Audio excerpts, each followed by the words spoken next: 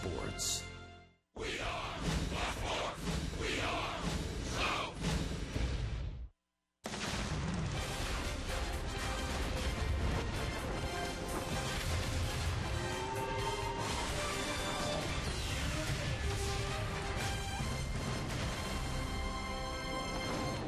Cardinal Nation calls St. Louis baseball heaven, but this weekend it's going to be hotter than, well, you know. It's summertime in St. Louis, and the Braves kick off a long three-city road trip with a date against the red-hot St. Louis Cardinals. Familiar faces with new teams. Jason Hayward is in right field for the Cardinals today.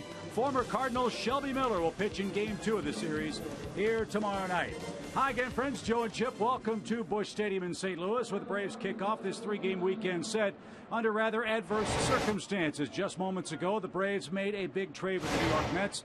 Two men went to New York, Juan Uribe and Kelly Johnson, and the Braves picked up a couple of fine young pitching prospects as a result. Yeah, one of the things that happens as a result, though, is that the Braves are really short-handed tonight on the bench. They're only going to have three guys on the bench in case Freddie Gonzalez needs them. Here's the deal. The Braves get John Gant, right-handed pitcher, who this year in the minor leagues, 6-5. Rob Whalen at St. Lucie, 4-5 with a very good ERA. Both of these guys pitched at Savannah last year.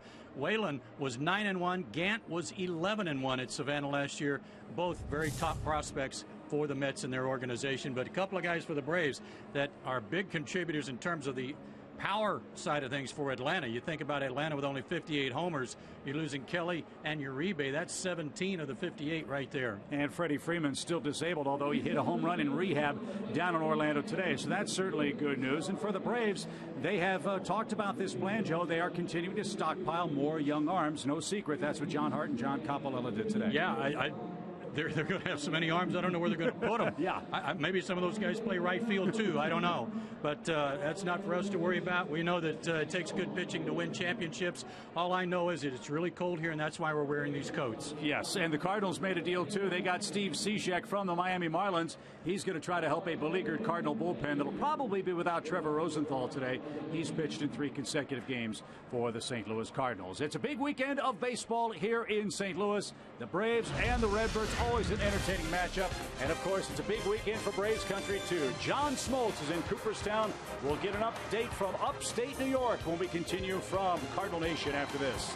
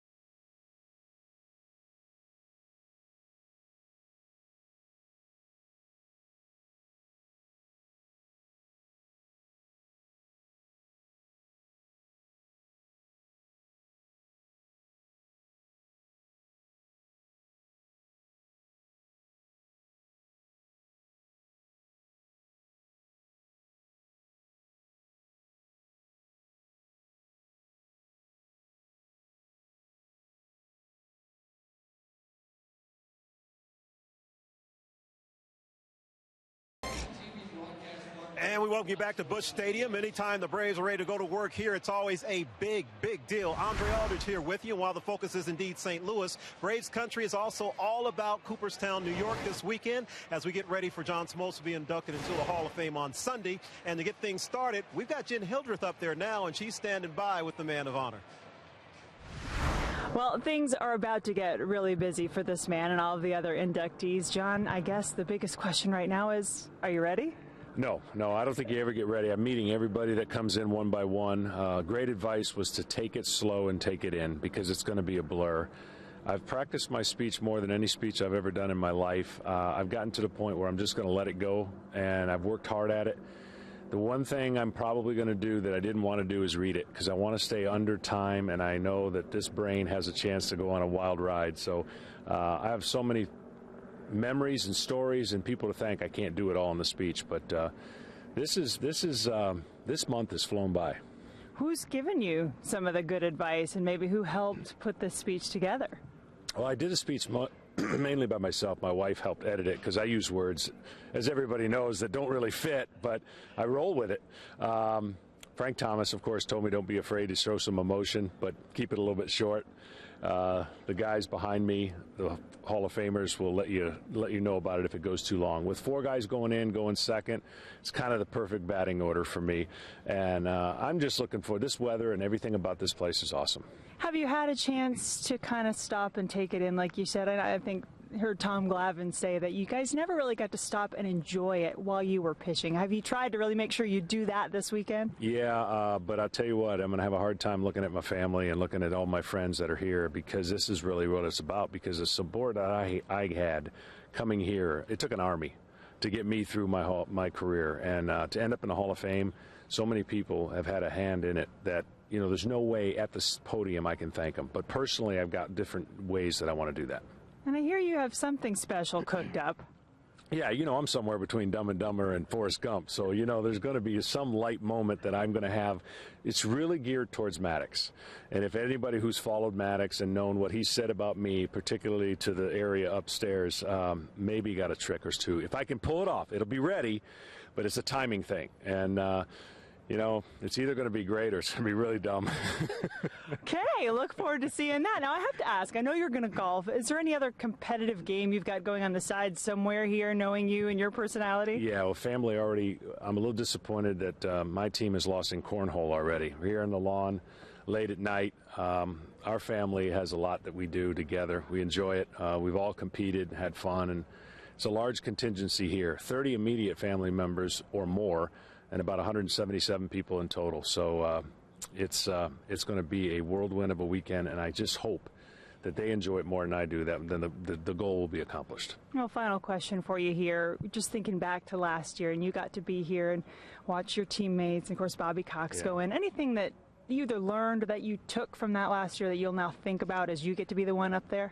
Well, I hope to only be smiling half of what I was last year. I mean, I was so happy to see them go in, have a front row seat at the network, and just really take it all in. That's when I started the what-if scenarios of what would that be like if I got a chance to get up there. The class I'm going in was certainly unique. 6'11" Randy Johnson, 5'11" Pedro, and I'm kind of in the middle, 6'3", and then Craig Biggio. In a unique way, I know everyone wanted us to be together, Glavine and I and Maddox and Bobby, but it actually worked out a pretty neat way that it did. And they had their moment. I got to enjoy it.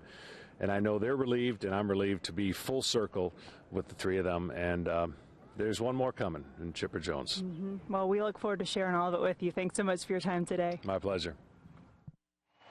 All right, Team Smoltz represented very strong in upstate New York, and why wouldn't they be? And only 2 pitchers in the history of baseball have recorded a 20-win season and a 50-save season. Our man Smoltz, and also Hall of Famer Dennis Eckersley. Baseball's right around the corner. Chip and Joe have the Braves and the Cardinals. Make sure you join us after the break, folks.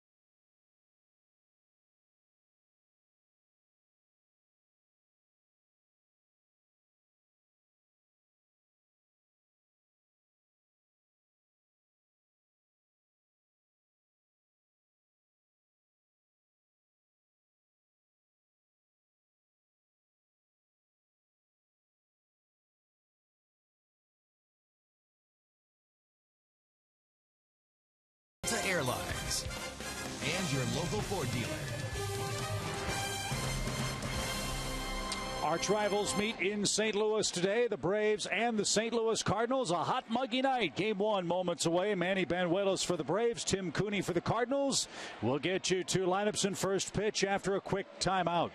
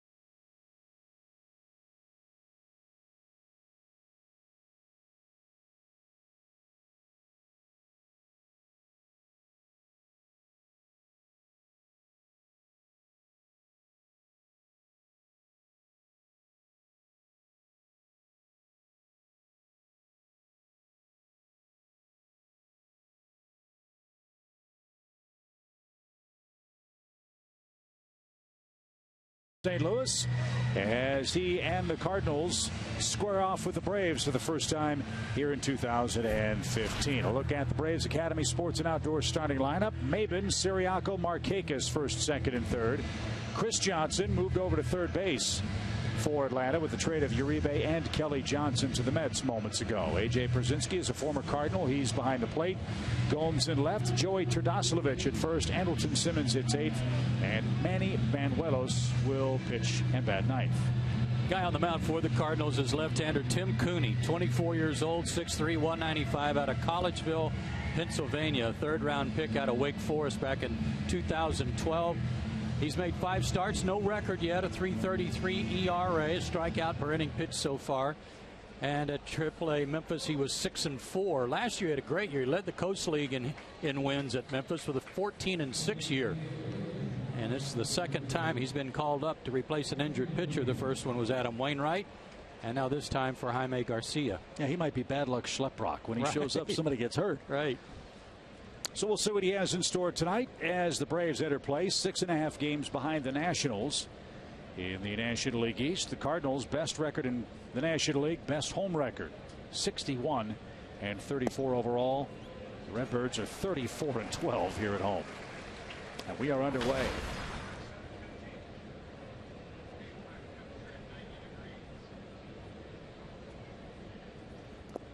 It is a typical late July evening in St. Louis. 90 degrees at first pitch with humidity to match. Yeah, 46% humidity in a packed house. Cameron at 284, 8 homers, 45 knocked in, and takes a strike. 88-91 on his fastball. He has an excellent curveball. That's his out pitch. Throws a lot of changeups. Also features an occasional slider.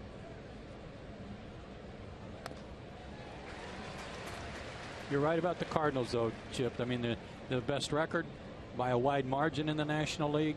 They have the best home record by a wide margin, and 20 of their next 26 games are at home. They could blow this thing wide open. Yeah, after the Braves, they've got the Reds and the Rockies coming in on this homestand. They beat Kansas City in a makeup game here last night. Bouncing ball towards short.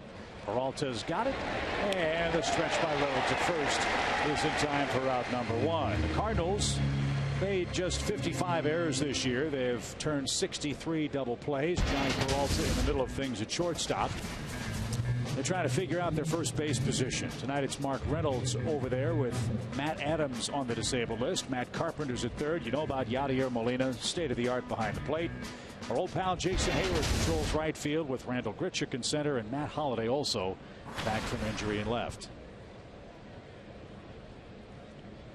One out for Pedro Siriaco, a chance to get him in the lineup, give Jace Peterson a rest against a left-handed pitcher.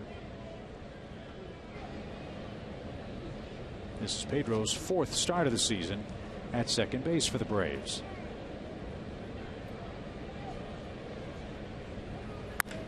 And he strokes one to deep center. Grichuk going back, still going back, and he got there a step shy of the fence. Tell you what, he's played pretty well out there for these guys in the absence of John Jay, who's on the disabled list. I thought that ball was over his head for sure, and he tracked it down. They had another guy here that wore number 15 that played pretty well out there, didn't they? Not bad. Jim Edmonds. Grichuk came over from the Angels for David Freese a couple of years ago. They're trying to find a place for him to play. Here's Nick Markakis. 2 outs, bases empty for the Braves right fielder. And a strike call. I'm wondering if Jason Hayward's standing out in right field thinking, wait a minute, I thought I was playing my old team tonight. That's a good point. Who are these guys?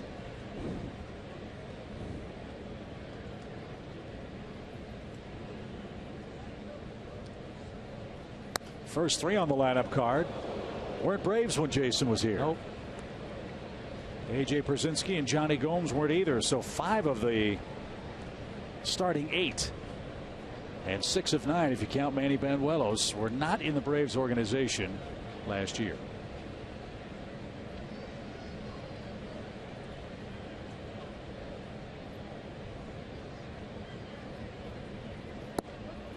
Strike 3 outside corner, and Cooney had a very impressive 1-2-3 top of the first. We'll see if Manny Banuelos can match that effort in St. Louis next.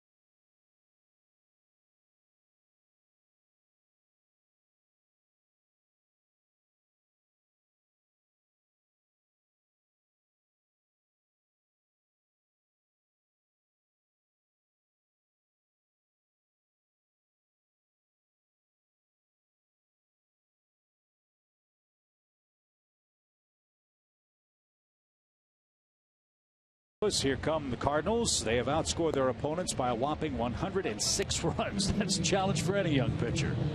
Absolutely it is. It's only his 4th start. Excellent ERA. 13 strikeouts, 16 2/3 innings. Does have to cut down on those walks. And his 4 keys to pitching success tonight. Well, number 1, Ernie. No, not anybody you know, but he's only given up 1 earned run in each of his starts. If he can do that tonight, he's got a really good chance of winning. But boy, he better hydrate between innings and be economical with his pitch count tonight because of the heat and humidity. Yes, he's from Durango, Mexico. Hopefully it's something that won't bother him, but it is a steamy night here. And it has bothered him in the past. So, right. As we heard Jen report so eloquently yesterday, I'm sure Jeff Porter had the guys working on their hydration on the trip up from Atlanta last night. Here's Colton Wong leading things off, and he takes outside. 1 ball, no strikes. 10 homers, 38 knocked in, and a .271 average.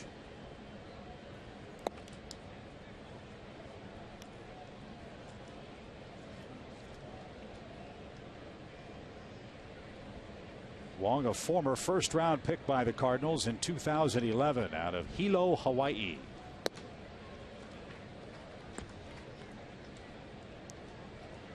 And this kid finished third in the National League Rookie of the Year race last year behind Jacob deGrom and Billy Hamilton of the Reds. Hit 12 homers last season. And that one a hot shot to third, and Chris Johnson couldn't corral it. So Colton Wong's aboard, and that's how the Cardinals' first inning starts. Can't give this offense any extra help. And here's how St. Louis lines up the rest of the way for their skipper, Mike Matheny.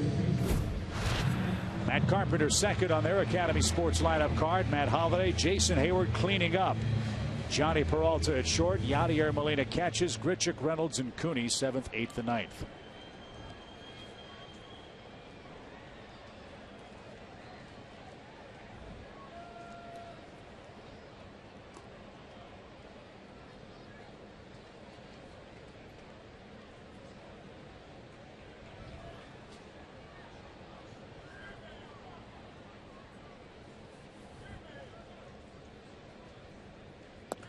Carpenter takes a strike.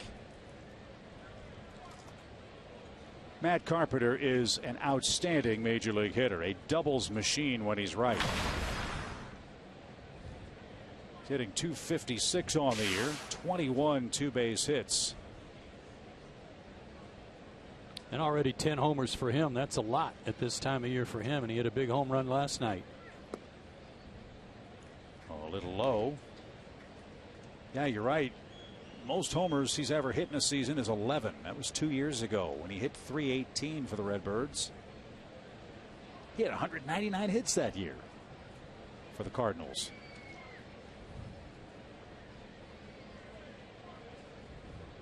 One ball, one strike.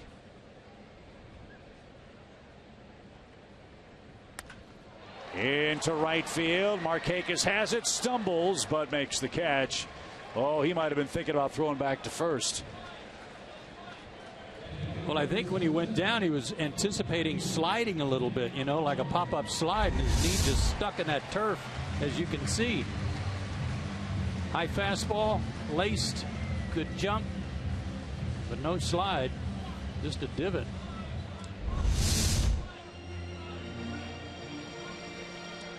The Cardinals very happy to have Matt Holliday back in the lineup.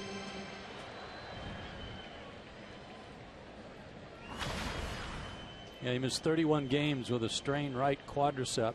Came back on July 17th.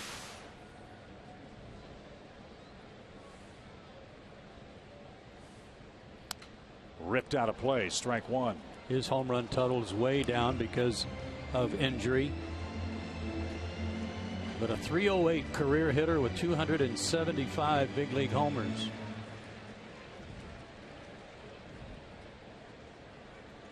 Nine straight years of 20 or more homers working for Matt Holliday. He's got some work to do if he's going to get there this year.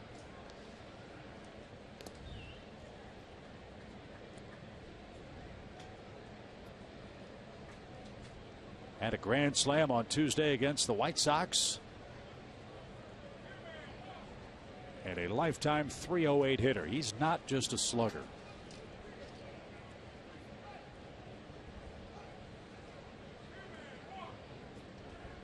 And what I like most about Holliday, Joe, is this is a man who began his career with the Rockies, and you know how inflated a man's offensive numbers are playing there. His numbers are very similar since he's left Colorado. Yeah, he went from Colorado to Oakland. The Cardinals made a trade for him in his walk year, but extended him, gave him a extension on his contract. He and Carpenter were combined last year, just ate the Braves up. The Cardinals went 4-2 against Atlanta last year, but those two guys combined for 19 hits in the 6 games.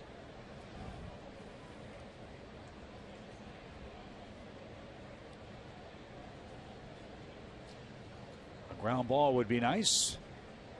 See how Holiday runs. 1-1 pitch. Fooled him.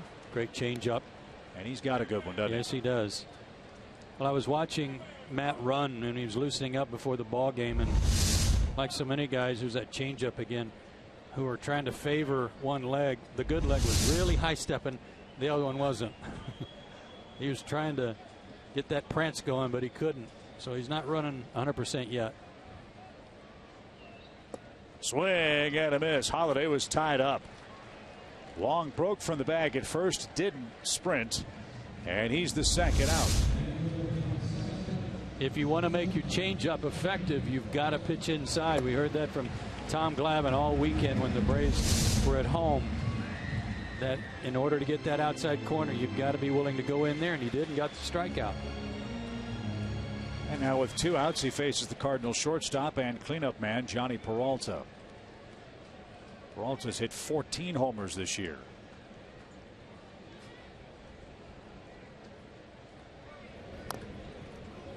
And fouled away for a strike.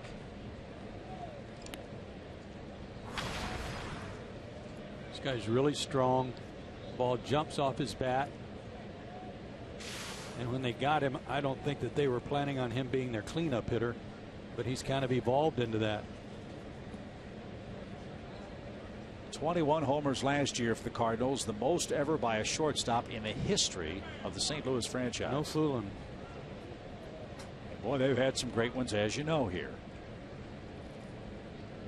And he should fly by that total this year. He hit one of the most dramatic homers as Banuelos might pick off Wong. Ball dropped by Tadasevich. Still a chance to get him with a throw to first, and the Braves do. Good pickoff move, though. Always like that. You leave the cleanup man shaking his head as Wong's picked off. And we head to the second inning in St. Louis. Braves nothing, Cardinals nothing.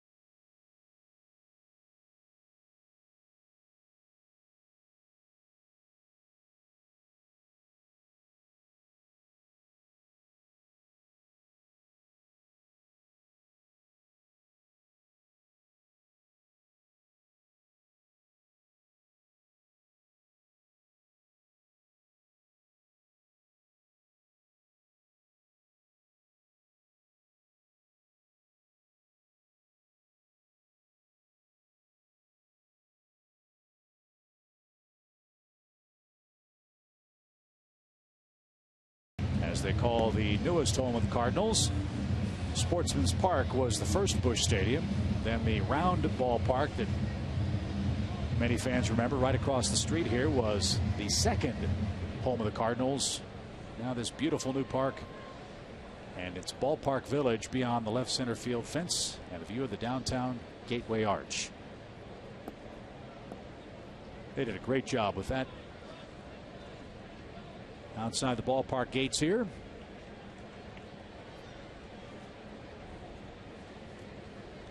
So Chris Johnson leads off the second for Atlanta, followed by A.J. Pierzynski, and fouled away, strike one. If you missed the news, Braves pulled off a trade with the Mets. Kelly Johnson and Juan Uribe were traded to New York for two minor league pitchers about 40 minutes before the game started.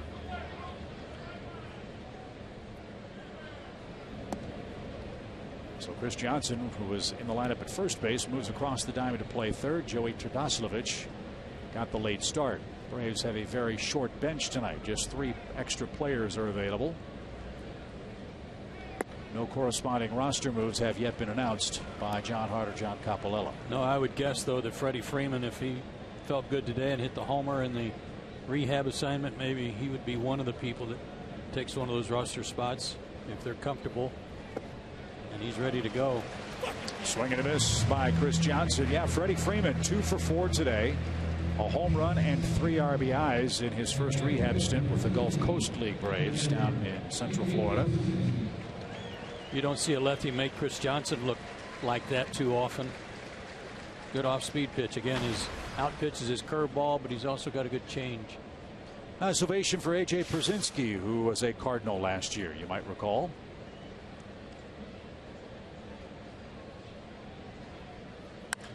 And he singles to left.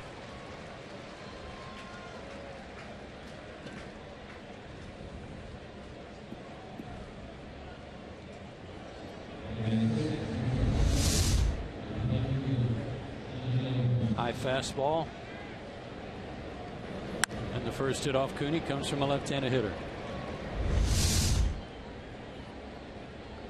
That'll bring up Johnny Gomes, who's batting .203 with 4 homers and 13 knocked in.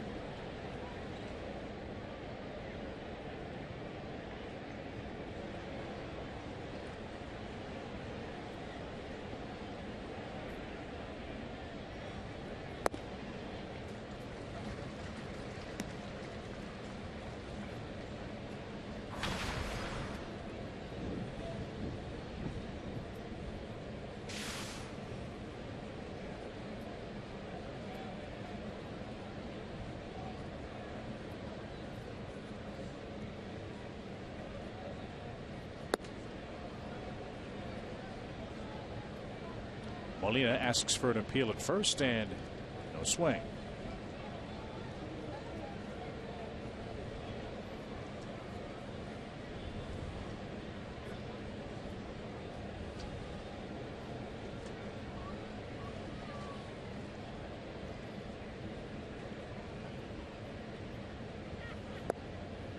Just a bit low.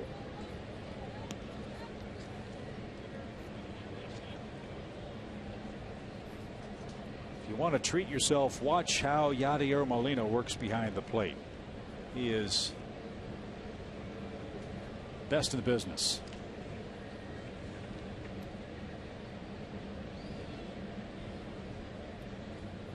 Just turned 33 years of age, signed through 2017 for the Cardinals. I think he rivals Johnny Bench, in my opinion, and maybe the best defensive catcher of all time. Really? I do. That's quite a compliment. And that's coming from a guy who's from Oklahoma and loves Johnny Bench. 2 balls, 2 strikes. Bouncing ball to short. There's 1, there's 2. Johnny Gomes hits into a double play, and the Braves are out of luck in the second inning. Peralta gets a new look at Manny Banuelos. We're still scoreless.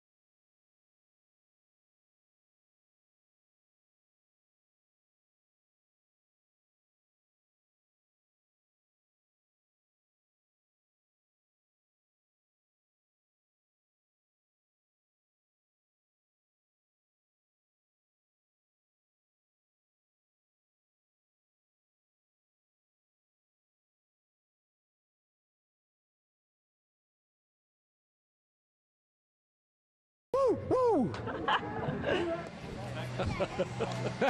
That is awesome. That is the biggest thrill I've had in weeks right there. When the Nature Boy calls you out by name, you are rolling. When I get a woo from the Nature Boy, I am in good stead, baby. That is so awesome that he's in Cooperstown for the Hall of Fame this weekend. Yeah. That is a big deal. That is great. Hey, can I get a tape of that? You think? Yeah, you should make that your ringtone. We'll figure out how to do that.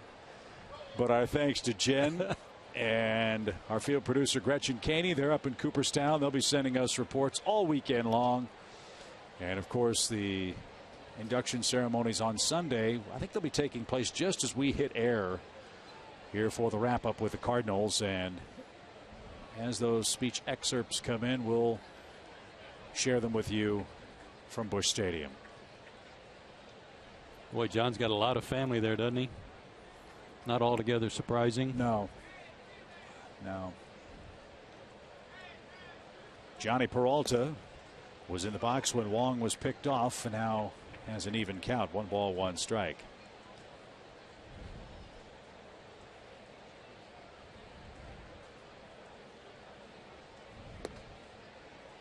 I wonder how well any of the Hall of Famers sleep.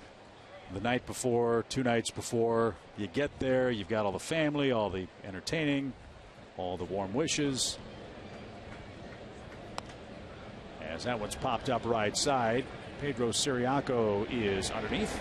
He's got it. 1 out. I can't imagine it's anything but fitful sleep, if that.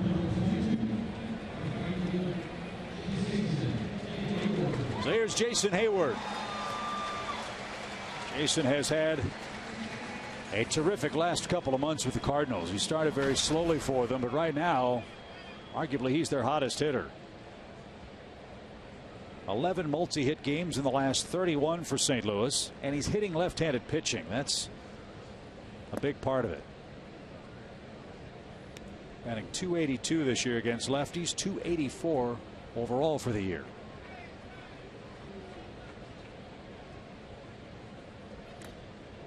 Saw him briefly before the game. He's getting a lot of work in on some soft toss in the indoor batting cage. And I said, you know, I always said if you just worked real hard, you might have a chance. And he was laughing because he was just sweating bullets. And I said, how's it going over here? You like it here? And he said, I really do. Fans are great. Of course, I got a first-place team. He said, but I'm able to be myself and fitting in nicely. Those are Jason's career numbers with the Braves. And when the manager gives you his number, I'd say they're happy to have you here. The question is, can they keep him here? Jason's a free agent at the end of the season. And they probably would not have made the trade that they did with the Braves had Oscar Taveras not died so tragically in the offseason. But John Mozeliak needed an offensive threat as Hayward's down swinging for the second strikeout. And they had a pitching surplus as evidenced by a Cardinals team ERA of 2.68 even without Shelby Miller and Adam Wainwright. Well, that ball really rode up and in. But you're right, Mozeliak has so much as admitted that, hey, we really had to find an outfielder after the tragedy with Taveras. And a big cheer for Yadier Molina, the Cardinal catcher. Mentioned how good he is defensively, 7-time Gold Glover, including consecutive seasons beginning in 2008 through 2014. Last year's defensive run interrupted by torn thumb ligaments that knocked him out for about 6-7 weeks. Right. And that's why they went out and got A.J. Przinsky.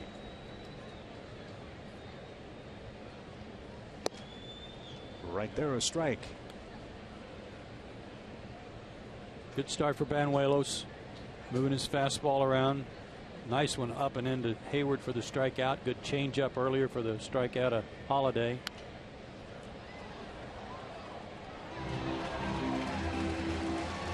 I think that's a key point you just made. Get off to a good start in this place with these fans, with this team. Get out of the first inning. Take your chances the rest of the way. Looks sharp.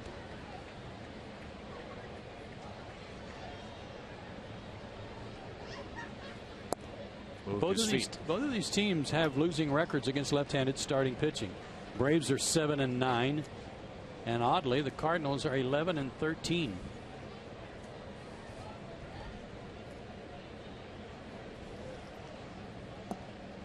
And Molina walks. First 3-ball count for either pitcher came in this sequence.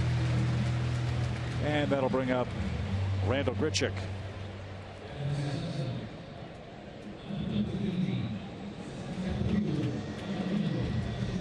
"13 RBIs this month for Grichuk.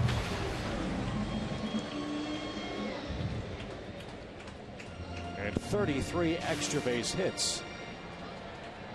And he's hot.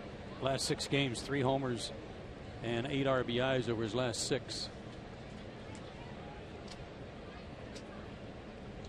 Out of Rosenberg, Texas. He's only 23 years old. High fly ball, belted deep left. Forget about it. Long home run.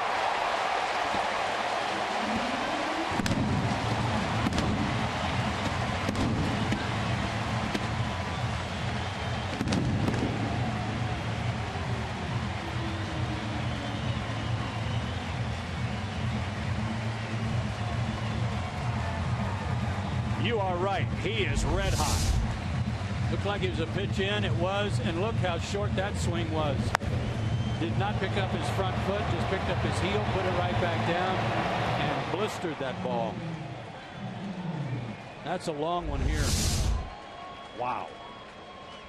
2-0 St. Louis on a Grichuk blast to left.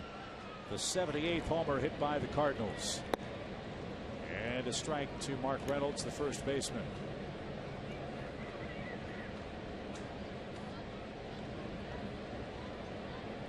Two-out walk preceded it. And quickly 0-2. Reynolds getting some playing time because Matt Adams is hurt and done for the year. He too with a quad problem. And there are some who think the Cardinals might be in the market after they acquired Steve Cishek for a left-hand hitting first baseman. Adam Lynn's name has come up. Adam LaRoche's name has come up as potential Cardinal trade targets. That one strikes out Reynolds, third strikeout of the game. But as Joe said, the 2-out walk and the 2-run homer by Randal Grichuk puts the Cardinals on the board first.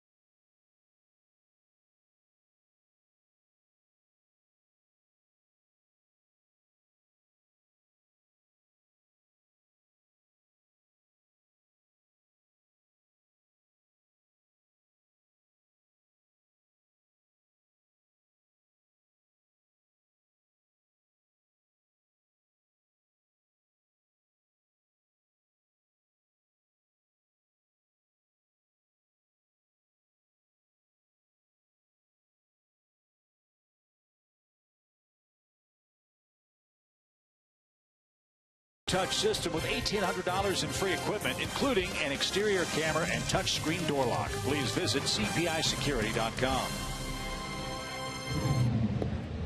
2-0 on a Randall Grichuk homer with 2 outs, and this game goes to inning number 3. Joey Ternaslovich, Andrelton Simmons, and Manny Banuelos are coming up. Even looks like Edmonds a little bit. Sure does.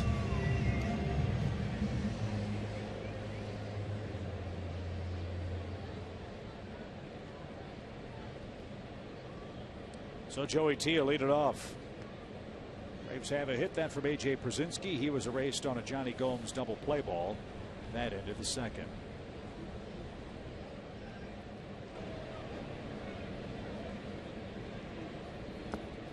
And down and in, 1 ball, no strikes.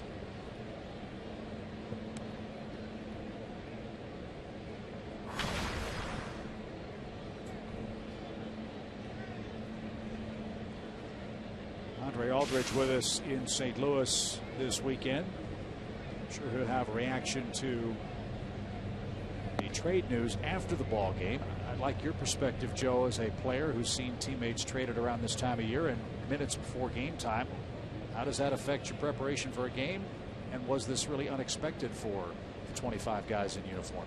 No, wasn't a big surprise this time of year. It could happen to anybody on this ball club.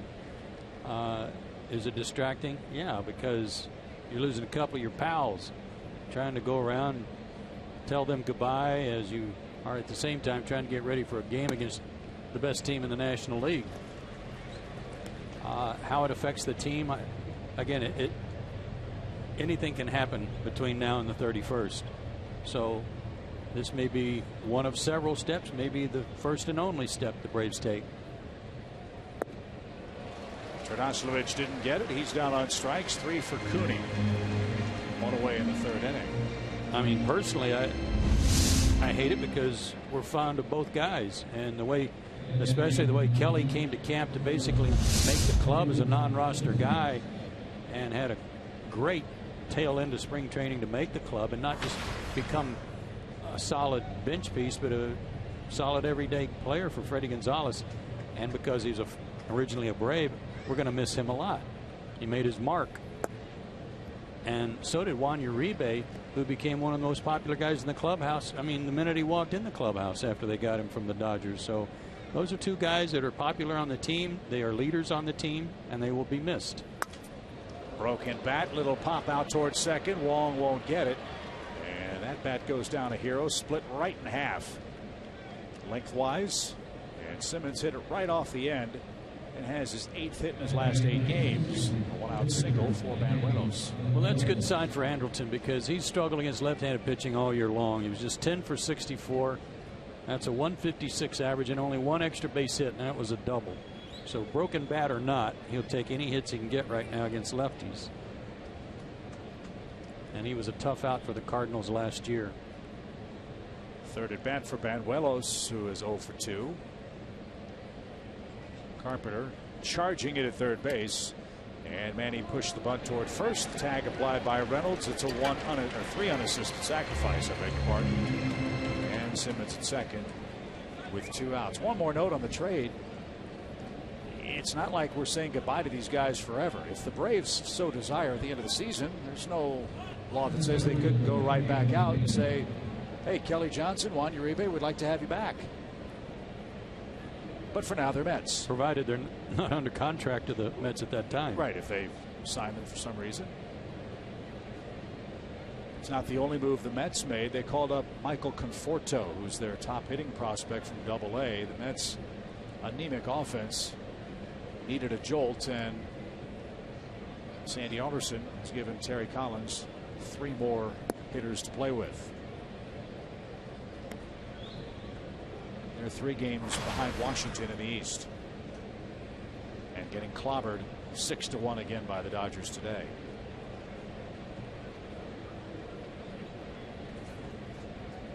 One ball, no strikes for Cameron Maven, who bounced out to short. And that's taken low, 2-0. Yeah, what's unfortunate for the Mets today is that they knew they were going to have to deal with Kershaw and Greinke the first 2 games of that series. Well, Greinke went home for his wife's pregnancy and going to have their first baby, so he's not pitching tonight, and yet the Dodgers are still up 6-1. He may come back and pitch tomorrow or Sunday. And You know who's pitching for him tonight?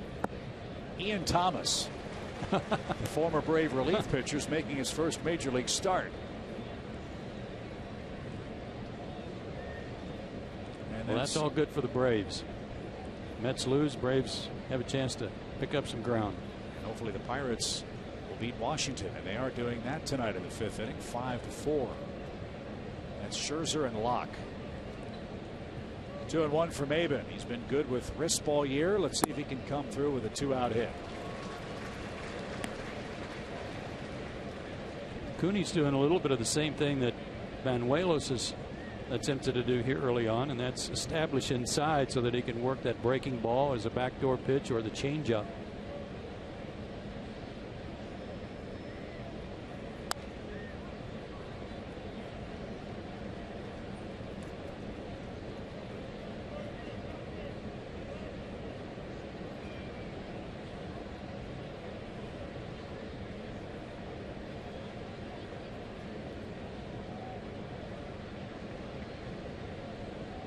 Cardinals have delivered the first knockdown blow. Let's see if Atlanta can answer with a 2-out counter punch from Maben.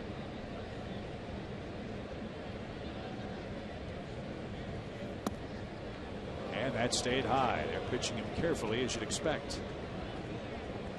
Full count.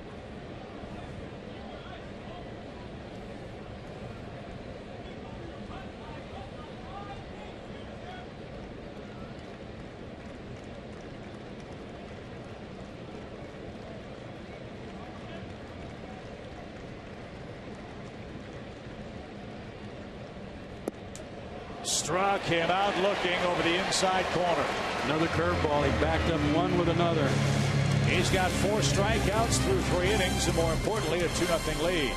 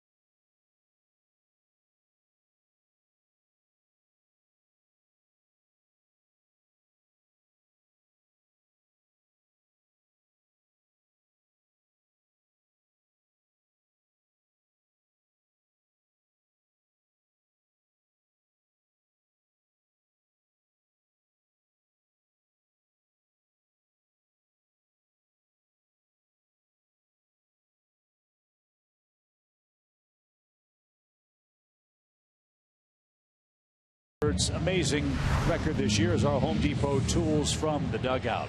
Okay, so their offense 4th in the league in average. That's one thing. They are 7th in runs scored, 10th in home runs. But we keep talking about the Braves stockpiling pitchers. Well, here's why. They've got this record because they have the best pitching in baseball. Best in the National League ERA wise, best reliever ERA. They are kicking booty at home. Someone said something to me about why the Cardinals are successful, and especially this team. They have not worried at all about who is not here. They have worried about who is and who they're playing. And think about that. When you lose a starting pitcher the caliber of Adam Wainwright, when you lose a Jordan Walden, who was so big for them in the bullpen in the first month, you lose John Jay, you lose Jaime Garcia, you lose your big slugging first baseman, and you don't miss a beat. Left fielder, last 10 for 30 games. For a month.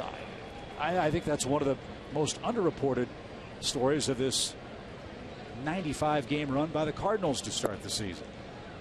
Well, I think that's one of the things that people admire and respect about St. Louis, much like they did and still do the Atlanta Braves over that stretch of 14 straight consecutive division titles. And that is, Albert Pujols became a free agent. He was the bread and butter of this town. Best player in the game, maybe. Yeah, and they let him walk. And they drew some criticism for that, but all they did was reload and keep going. Pretty amazing. Think about, again, we showed you Mike Matheny. We've had some great men manage this franchise. Mike Matheny is the first and only Cardinal manager to take the team to the postseason in each of his first 3 years at the helm.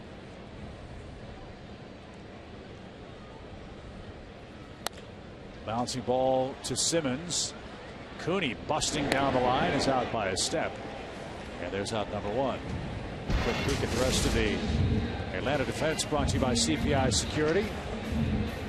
Johnson, Todosilovic on the corners. Simmons, Siriaco at the middle with Maven in center. Now, a lot of people might say for Mike Matheny, oh, well, he inherited a loaded ball club. Well, he did. A very talented one with good pitching, number one. He's a former Gold Glove catcher himself. But it's not that easy. It's not that easy to come in on the coattails of Tony La Russa and continue what he started and have the players still respect you and be willing to follow you and your guidance. So, good ball club, yes. Talented, yes, that he inherited. But it's not that easy just to step in and keep winning. He's done a good job. 1 ball, 1 strike for Colton Wong. And fouled back. It's 1-2. Wong reached on an error at third by Chris Johnson, then was picked off and was run down to end the opening inning.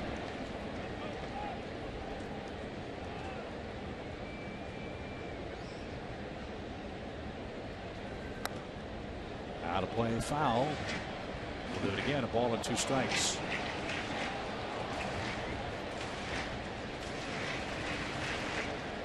Grichuk has the big hit for the Cardinals, but the biggest sequence was the walk to Yadi Molina. That brought Grichuk up, and he hit a 2-run homer. Slap towards Simmons. Got a Sunday hop on a hot Friday night, and he made the play. 1 out. Good for Manny Banuelos. Just get back to, stick to your knitting here. You gave up the walk and then the homer, but go back to pitching your game. Hope the offense gets you a few runs, put you on top. 2 are out, I beg your pardon. Both ground outs to Simmons in the inning. And here's Carpenter. Carpenter missed a couple of games under rather mysterious circumstances for St. Louis this year. They had a trip to Pittsburgh where Carpenter didn't even accompany the team. And the Cardinals said it was fatigue related. And in talking to some of the Cardinal people, they say he looks a lot thinner, a lot trimmer than he has in seasons past. Hopefully it's not a serious issue. And that ball's cranked towards center field. Maven on the run. Not going to get it. It hits high off the fence, and there's Carpenter with one of those patented 2-base hits.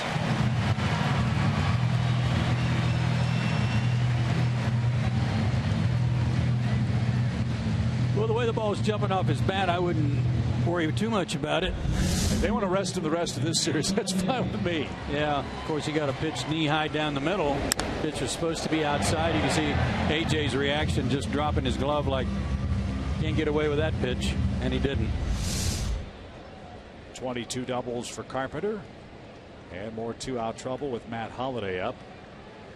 Manny made one of his best pitches of the night to retire Matt on a swinging strikeout. It also came on a pitch where Colton Wong bluffed like he was stealing, and it may have distracted Holliday just enough to get him to hack at it.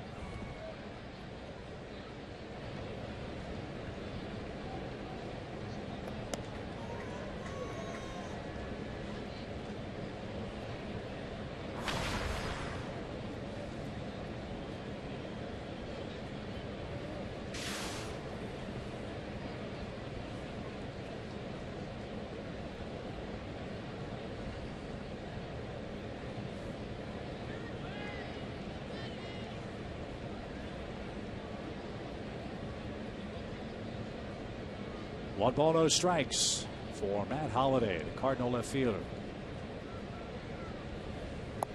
Swing and a miss. Another good off-speed pitch. Got an outside the box idea for Matt Holliday. At this stage, could he play first base?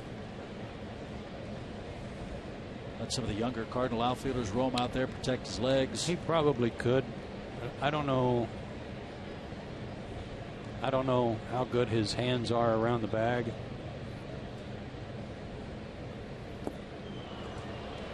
Swing and a miss. 1-2. All due respect to Matt and his offensive ability, he's never going to win a Gold Glove in the outfield.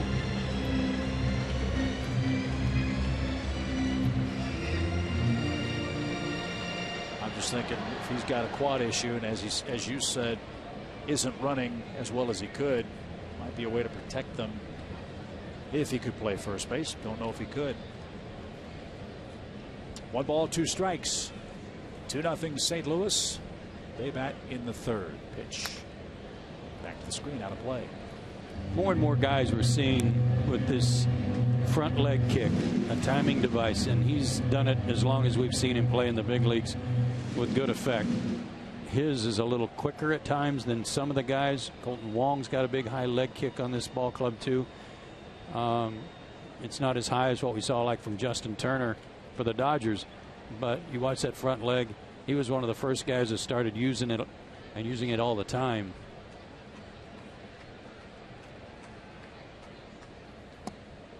And Banuelos may have tried to disrupt that high leg kick with a slide step pitch. Well, again, he set up the changeup the first at bat with a good pitch inside and then went back away. Hitters are pretty smart about those patterns, especially when they're made to look bad on the changeup, and he's flailed at a couple of changeups already in this sequence. There was another one.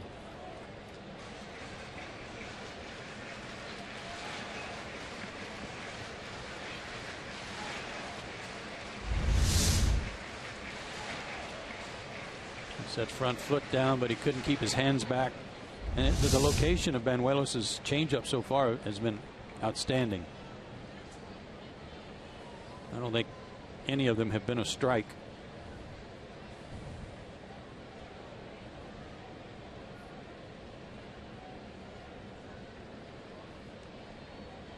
Another 2-2 pitch.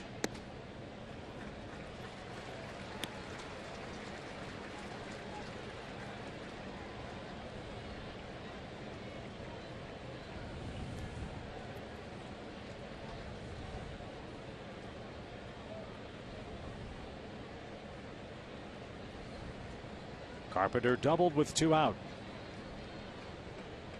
Peralta waits on deck. Pitches piling up for Banuelos. Here's number 54 of the game. Great at bat by Matt Holliday.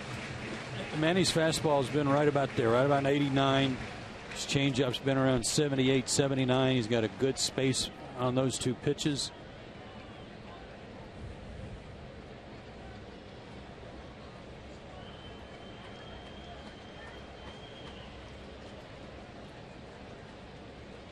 Matt Holliday about to see his 9th pitch. And he coaxed a walk.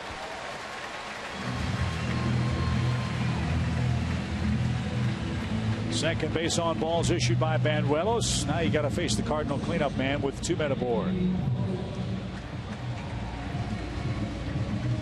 Manny walked 3 in his last start against the Cubs at home. Got no run support. Got beat 4-0. He pitched into the 5th inning, gave up 2 runs. Only 1 was earned. Walked 3, struck out 4. He's walked 2 today and struck out 3.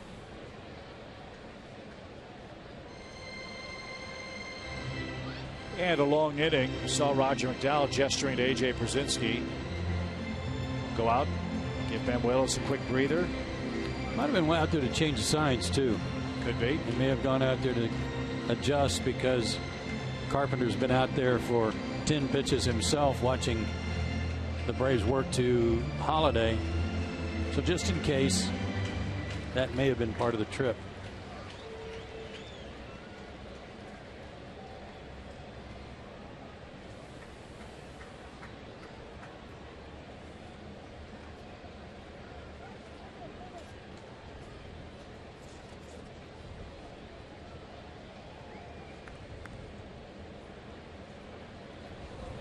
Now Banuelos not sure still. And if they did change him, maybe that's required him. I'm sorry, what did you say? Yeah. Something that happens in our booth quite a bit. We understand that perfectly. Yeah. First and second for Johnny Peralta. Of all the Cardinal hitters that have done good work in this situation, Peralta's not one of them. Only a .233 average with RISP. And strike one out of play.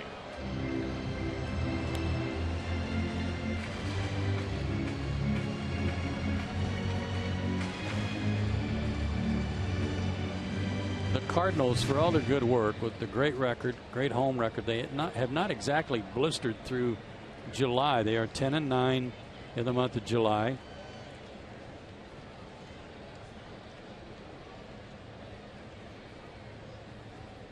So maybe the Braves are coming to St. Louis at the right time and pick up a couple of wins here.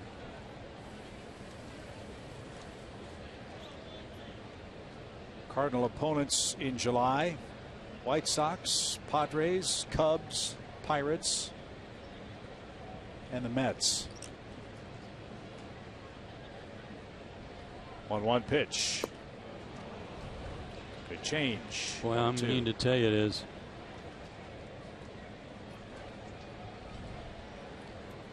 It almost has a screwball-like action. The way that thing dies at the plate. See AJ chasing that thing going down. Lined into center field, a base hit. Here comes Carpenter around third. He will score without a throw. And Banuelos' follow through almost took him right into the path of that hit. Yeah, he may have gone to the well one too many times. Even on a 1-2 count, it looked like Peralta was just sitting on it. Was not fooled, and almost, as you said, took Manny with a changeup. Not as well located as the ones before. It was up a little bit, and that was close. So it's 3-0 St. Louis. All of their runs have come with 2 outs. And Jason Hayward's the batter. And he tied him up and in, and struck Hayward out in the Cardinals' second.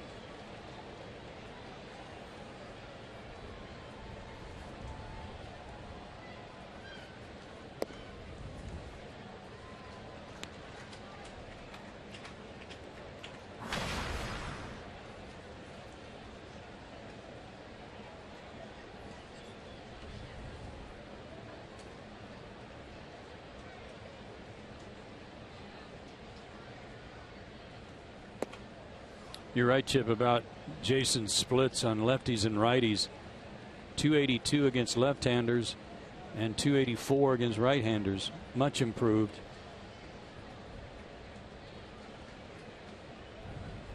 One of his 9 homers against lefties. 1 ball, 1 strike. 2 on for him, 2 out. And in the air to center. Maben has that one measured up, and that'll retire the side. Hayward's 0 for 2. But the Cardinals add a 3rd inning run on a Johnny Peralta single. It's 3-0. Cardinals lead it.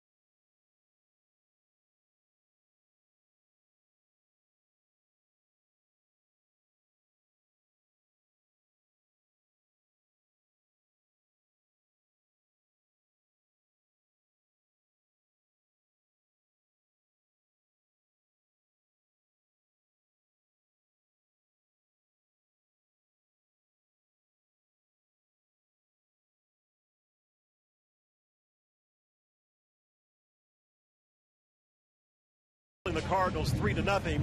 You know, this weekend really belongs to John Smoltz as far as Braves country is concerned. And inside the clubhouse before today's game, I talked to several players about Smoltzy, and among them A.J. Przinsky, who kind of grew up watching the Braves as a fan, but to have competed against John Smoltz and really marveled at the fact that Smoltzy, you know, not only did what he did as a starting pitcher and winning 20 games, but then to take his act to the bullpen, to record 50 saves, and just to excel. And as A.J. says, it's John's competitive spirit really that really impresses me as much as everything, and one of the big reasons he's in the Hall of Fame. We know that A.J. also believes in competing under any circumstances, fellas. Thank you, Andre. John Smoltz picked up his 213th and final Major League victory as a member of the Cardinals. He was in his debut with St. Louis. He beat the Padres 5 innings with 9 strikeouts.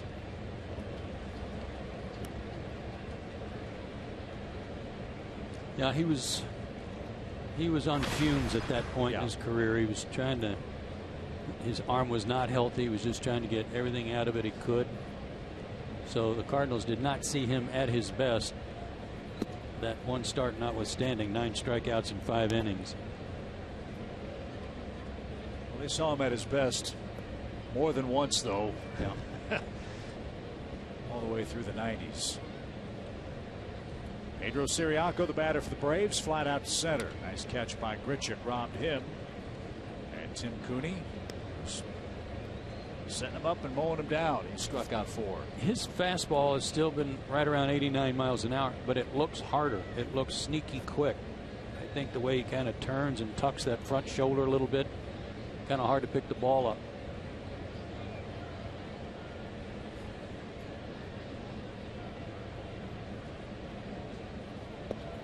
There's some around baseball who wondered if the Cardinals would be in on the Cole Hamels sweepstakes, or Johnny Cueto or others, especially with Wainwright out and Jaime Garcia coming back from his groin problems. That's 2 starters that aren't in rotation for the Cardinals.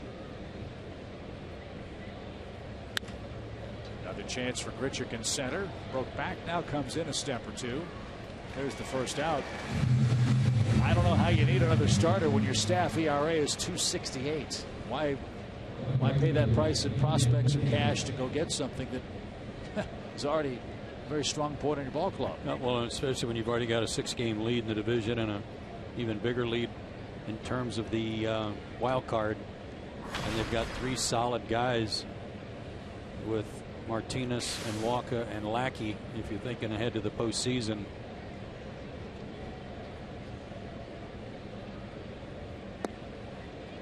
strike to Nick Markakis. Derek Lilliquist, a former Bulldog, former Atlanta Brave, has stepped in for Dave Duncan.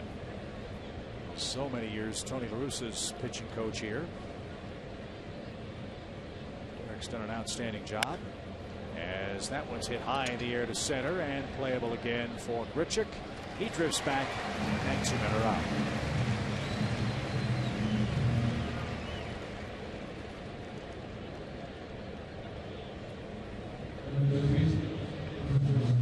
Here's Chris. He struck out his first time up.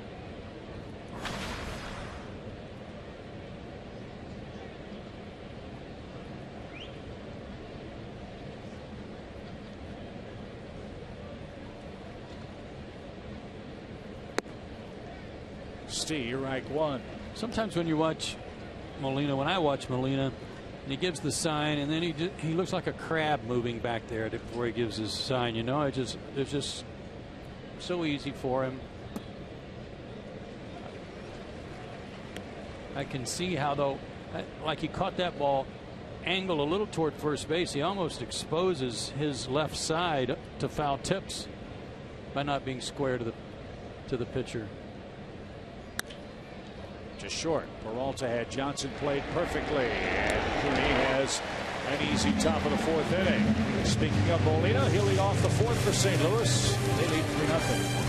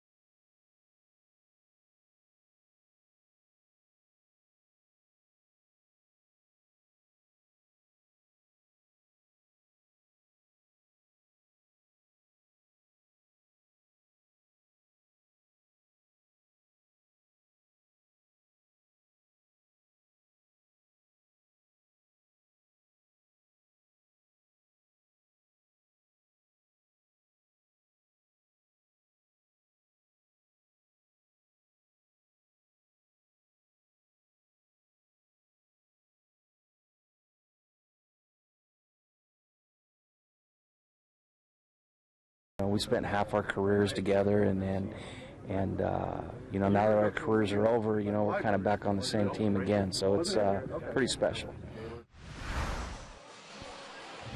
That's something Tom Glavine talked about when we were home, how special this ceremony will be with he and Greg Maddux already in the Hall of Fame, and Bobby Cox, and now John Smoltz joining the fray on Sunday.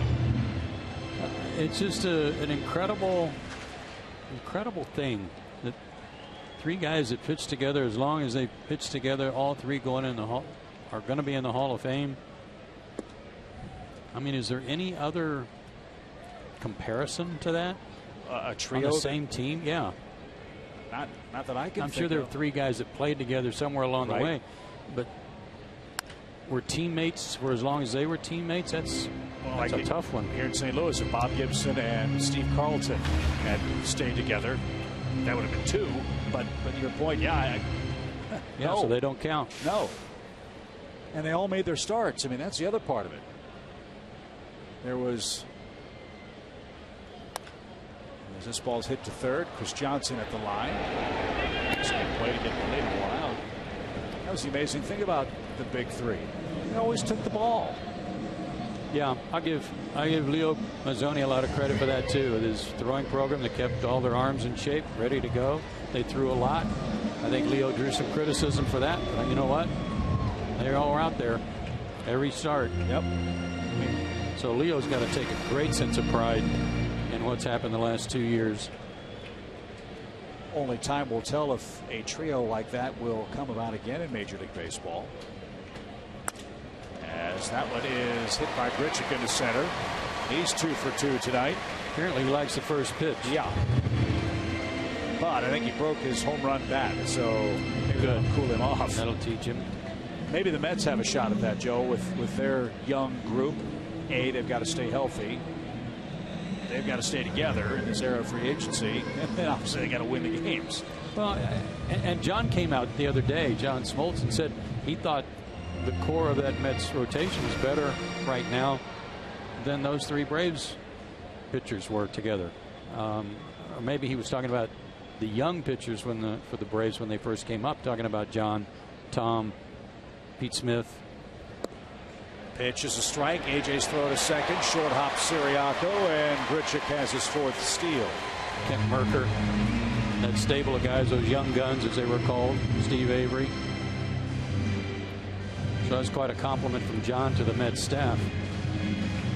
But all of those things that you just ticked off, those are gigantic ifs. Right? Yeah. And that's why I think your point is such a good one. It really is so unbelievably remarkable that the Braves had that good fortune, that good performance, and good health for all those years. Here's Reynolds, runner at second for the Cardinal first baseman who struck out his first time up. 8-2 jumps the first pitch. This one out of play, foul, strike one. Koufax, Drysdale, Sutton, how long were they together as teammates? I don't know, but that was a team that had an awesome pitching staff. Don joined them when they were advanced in their careers. Mm-hmm. That's 50 years ago, right? Yeah. Roughly.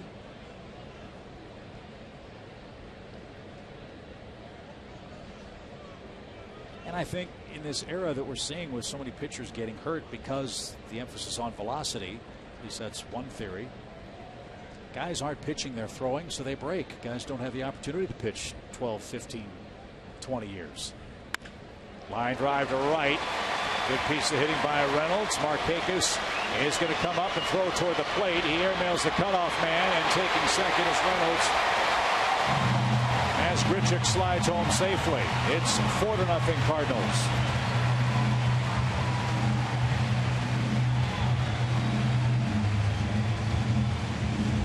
Well, you never see Mark Reynolds do much of this, and that is go the other way. I mean, kind of a one-handed slap to right field. He's a dead pull guy trying to hit the ball in the seats. And with all the runs already in favor of the Cardinals at 3-0, I'm sure that was on the mind of Nick Markakis. Can't afford to give him any more. But an overthrow of the cutoff man allows Reynolds to get into scoring position. Grichuk lucky that AJ didn't step on his hand. Looked very close. As Cooney bats for the man at second, he broke his bat and hits it to short. And a close play at first, and Cooney just out. Tell you what, Andrelton's been doing that a lot lately. Yeah. He's been taking his time after he feels the ball, and he gets it there in time. I'm not saying that he has lollygagged and all of a sudden a guy's beating it out.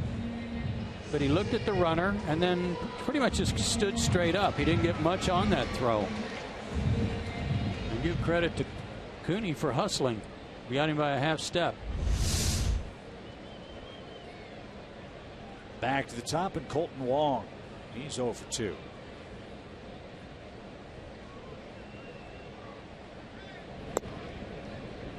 And that's off the plate. 1 ball, no strikes.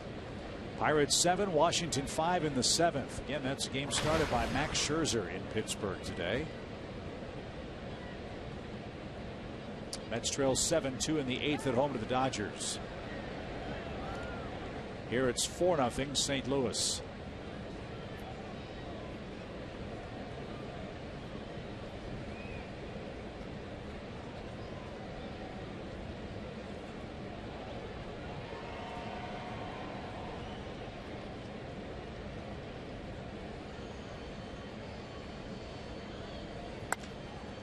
To left, and Johnny Gomes will make the play, and that retires the side. A run on 2 hits, 1 man left, 5th inning in St. Louis. It's all Cardinals so far.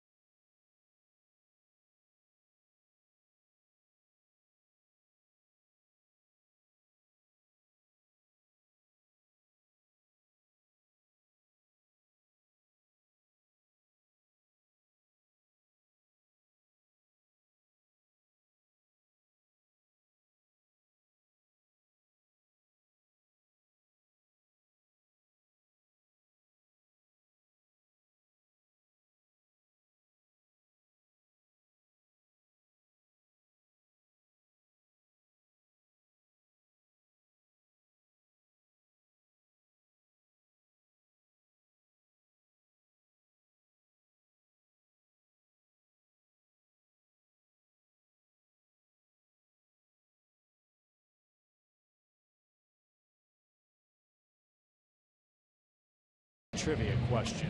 Big crowd here at Busch. In 1966, the Braves became the first team in history to overcome a 3-1 deficit in the National League Championship Series, beating the Cardinals. Who was the MVP? Oh, I just know the Braves. It was such a great comeback, and I think it was Donovan Osborne who started Game 7 for the Cardinals, and the Braves just thumped him in Game 6 and 7. I think. Yeah, it was just crazy.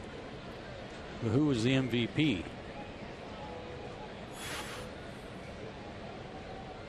Could that have been Mike Devereaux? Could have been. Could have been. Here's A.J. Pierzynski, and he takes a strike. I can't remember when B.J. was with the Braves. Was he with the Braves in '96? Can't answer that. Yeah. All I know is that I was working for Big Fox at the time, doing the pregame show for the playoffs, and walking down the concourse, everybody knew Dad was working with the Braves, and I was taking a whole lot of grief. Your dad's Braves are getting killed. Yeah. Oh, You should have been walking from the old ballpark here over to the hotel. Really? Oh, my goodness. Wearing you out? Oh, my goodness. It was loud already. They're up. They're fired up. They're honking horns. Fans are going crazy. They see me and Skip and Pete and Don and Dave Baker walking back to the hotel. Oh, we needed an escort of some kind. 1-2 pitch. And A.J. didn't get that ball of the inside corner. You're right. Cooney's fastball is very sneaky. He's got 5 whiffs in the game. He struck out 7 in his last start and got a no decision. Had a little tailing action on it. 5 innings. Actually 5 2/3. 3 hits, no runs. Walked 4 and struck out 7. That was a game that went 18 innings and the Mets won 3-2. Pop up, foul ground, easy play for Reynolds. Johnny Gomes is retired.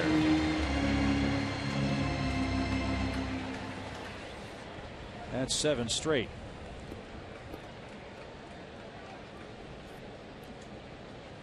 And here's Joey Trdoslovic. He was strikeout victim number 3 in the 3rd.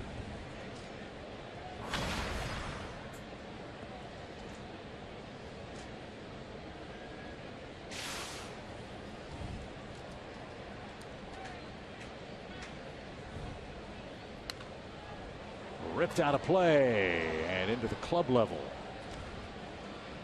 Strike 1. Phillies won today. Boy, they're playing great since the All-Star break. The Phillies have lost only 1 game since the All-Star game in Cincinnati. Jeff Francoeur hit another homer today. Yeah, he's been hot. And coincidentally, the last trade between the Braves and the Mets involved Jeff Francoeur when he went to New York for Ryan Church. Popped up Trdoslovic. He was reaching for that Cooney pitch, and it's another easy inning. 8 up, 8 down. We're halfway through in St. Louis. Cardinals are shutting out the Braves in game 1.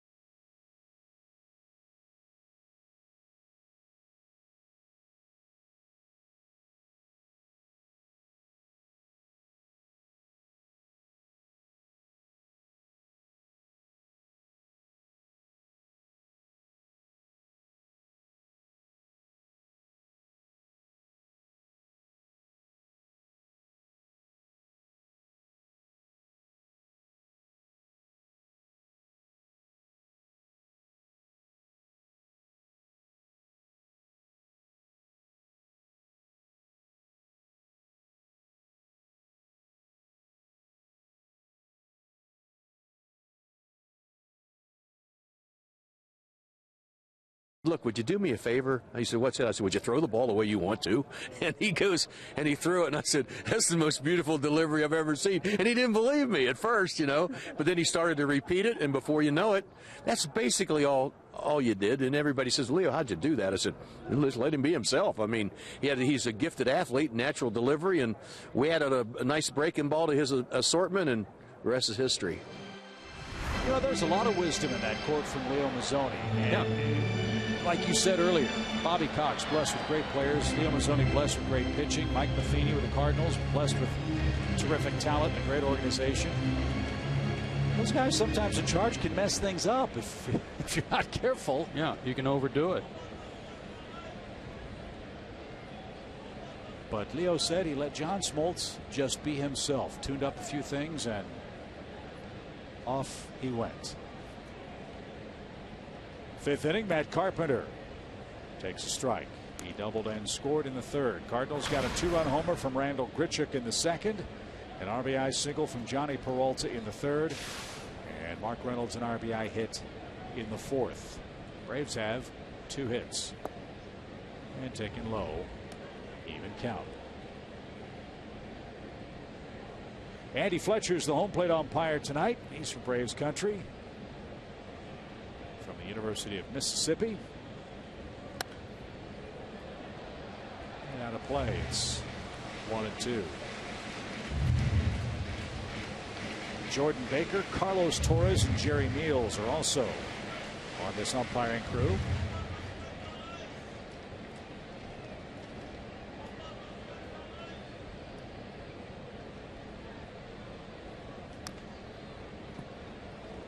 Carpenter took that right out of AJ's glove.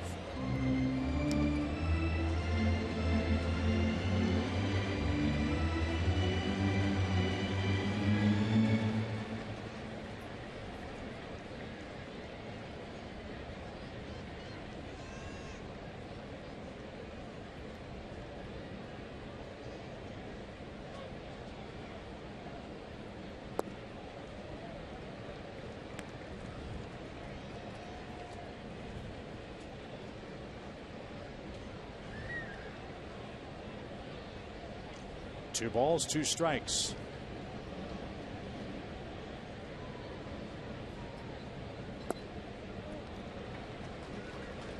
This is something else the Cardinals can do to you. They love to work the count. Then with 2 strikes, bang, they hit you.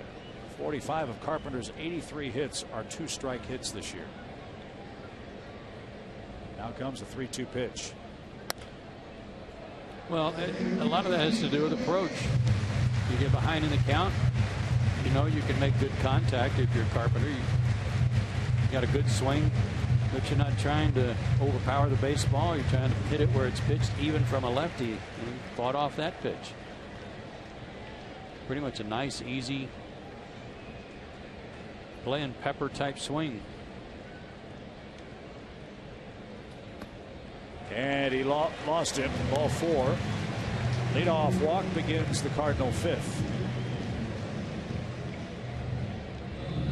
Third walk of the night. And here's Holiday. But a rough part of the order to do it leading off an inning.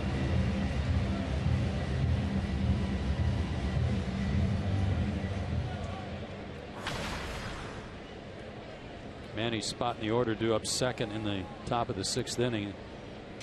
I'd like to get him through this inning at the very least.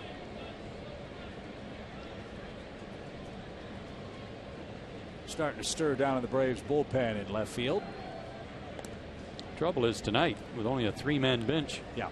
Pinch hitting for the pitcher is not an automatic. If you missed it, Kelly Johnson and Juan Uribe traded before the ball game to the Mets. 2 very young minor league pitchers. Atlanta has 3 extra players available tonight. Bouncer foul at third. And we'll do it again for Holiday. 0-1.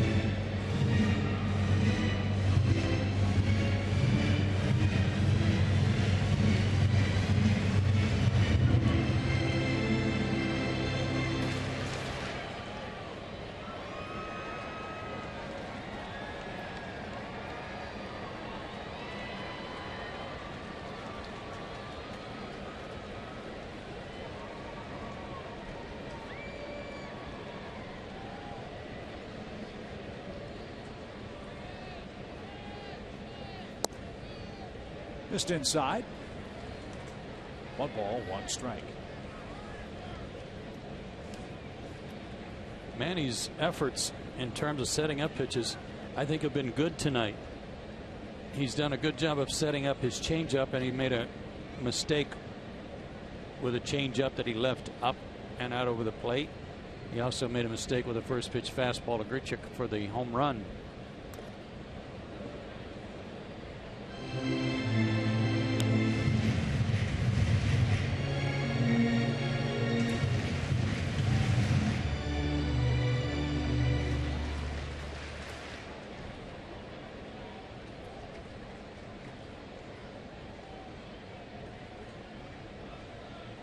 1 ball, 2 strikes.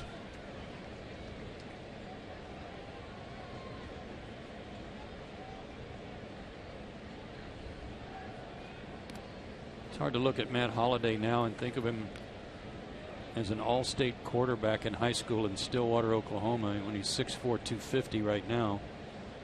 He was going to Oklahoma State as a quarterback. Yeah, run the option, stop him, be the cornerback, come up and fill that gap. No thanks. 1 ball, 2 strikes. And cracked foul into the seats. A veritable sea of red here in St. Louis. Yeah, you got to be careful with this changeup now with Matt Holliday, even in a 1-2 count, because he's seen it so many times already tonight. If you don't put it on a pinpoint spot, he might get to it.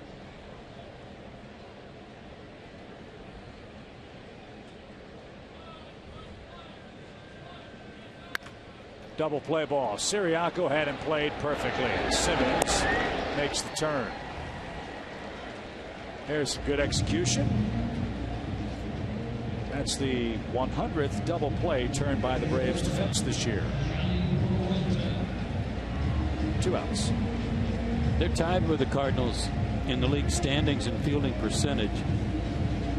Well, they were before the game started. The Braves have made an error tonight.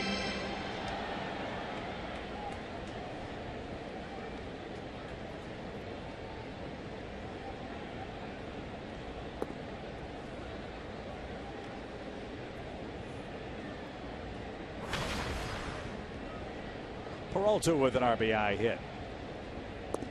Swing and miss. The breaking ball. I don't think he had that pitch this spring. Well, I like Manny, and I like the way he works. I love his changeup. His fastball is good enough. I think he's going to be a dandy personally. Got to remember how little he has pitched since coming back from his Tommy John surgery. Building blocks are certainly there. 2 balls and a strike.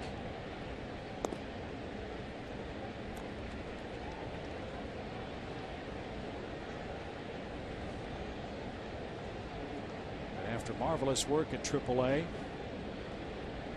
Banuelos, his 4th big league start, and a diving stop at third by Chris Johnson ends the inning. Banuelos pitches around a leadoff walk. We'll see if he stays in the game. He's due second in the 6th. Braves are down 4-0 in 1 in St. Louis.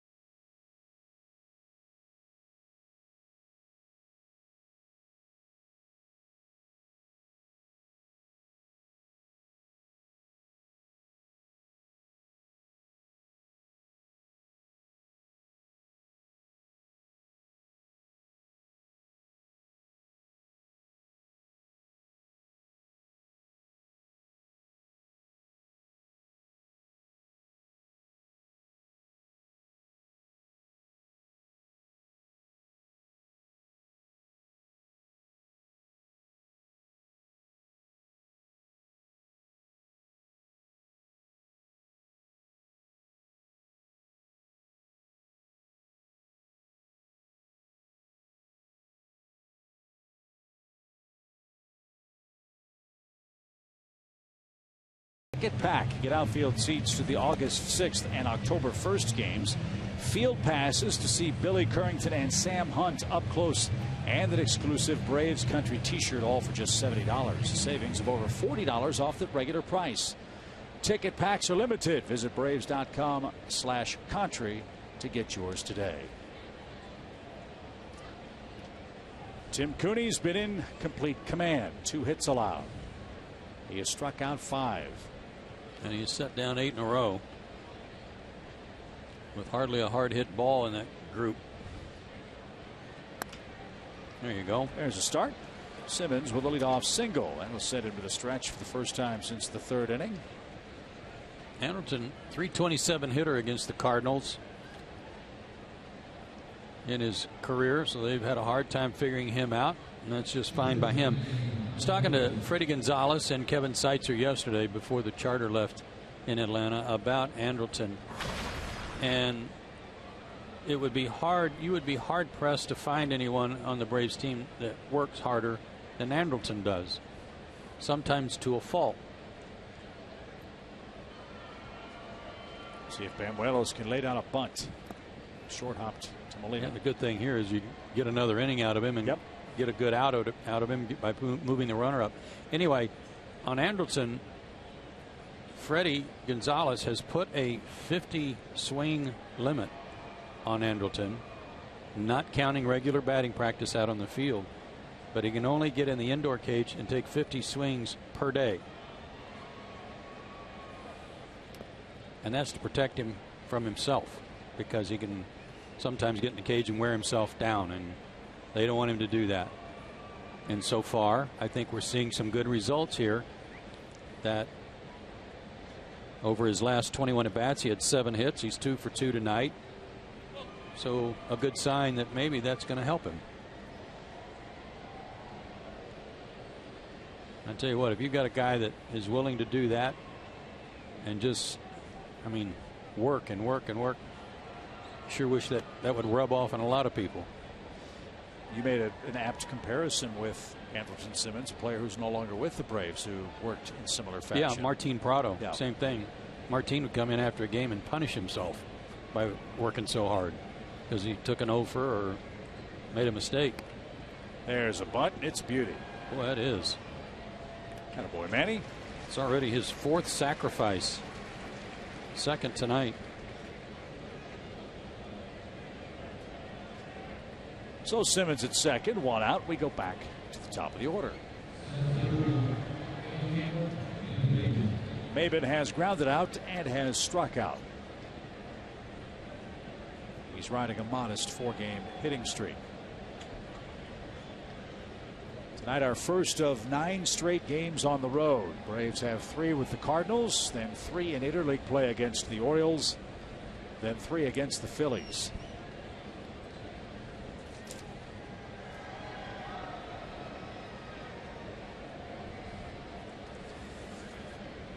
Baltimore's hit the skids of late. They've lost 7 of 10 games and have fallen 7 games back in the AL East. And you know the Phillies' woes. But I think the Phillies, as I mentioned, have lost just 1 time since the All-Star break.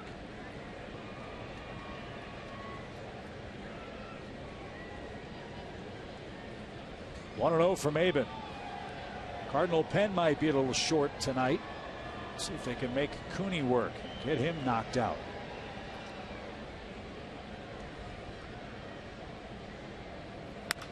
Line drive the other way, a base hit.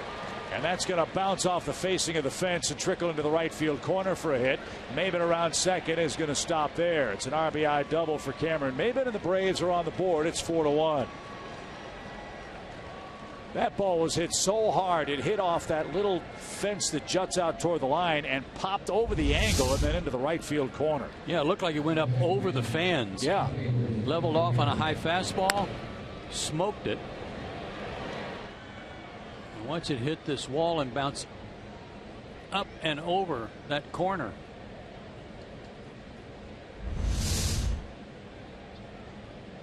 So Maben does what he's been doing all year, and that's hit with runners in scoring position. And he represents the 2nd run. Here's Siriaco. And he cracks one down the left field line and out of play. He's hit the ball hard twice tonight. The Braves are 19-30 on the road. We talked about this on the last road trip before the All-Star break, that if they want to stay in the hunt for a spot in the postseason, they've got to improve their play on the road, and they finished up that road trip losing their last 5 in a row. And this is a tough road trip. Yeah. They're getting help from the Pirates tonight. Pittsburgh's beating Washington in the 8th, 7-5. And the Mets are losing to the Dodgers 7-2. That one's in the 9th. If Atlanta can come back tonight, gain ground on both teams directly ahead of us in the Eastern race. Don't know if Trevor Rosenthal for the Cardinals is available tonight. He's pitched in 3 straight games. I've heard he's not. And Steve Cishek, whom they acquired earlier today, will not arrive in St. Louis until tomorrow. So let's find out who Mike Matheny has in the game. Bouncing ball. Cooney couldn't find it. Then picked it up and dropped at his feet. Siriaco hit it back to the mound. Maven's at third, 2 outs. That was a tough break for Pedro, because instead of it going off his glove and rolling out behind the mound, he killed it right between his feet, as you said, Chip, and able to get the out. An awfully nice run to pick up there, though, and cut the lead in half if Nick can get him in. Let's check out Nick Markakis and his Georgia Lottery hitting the jackpot numbers against the Cardinals. They're good.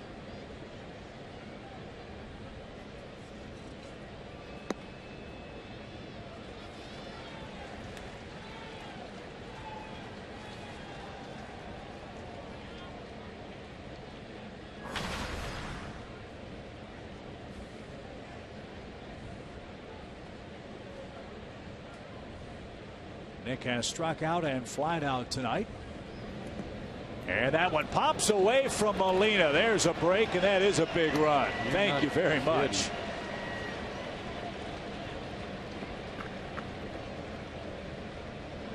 What a break there.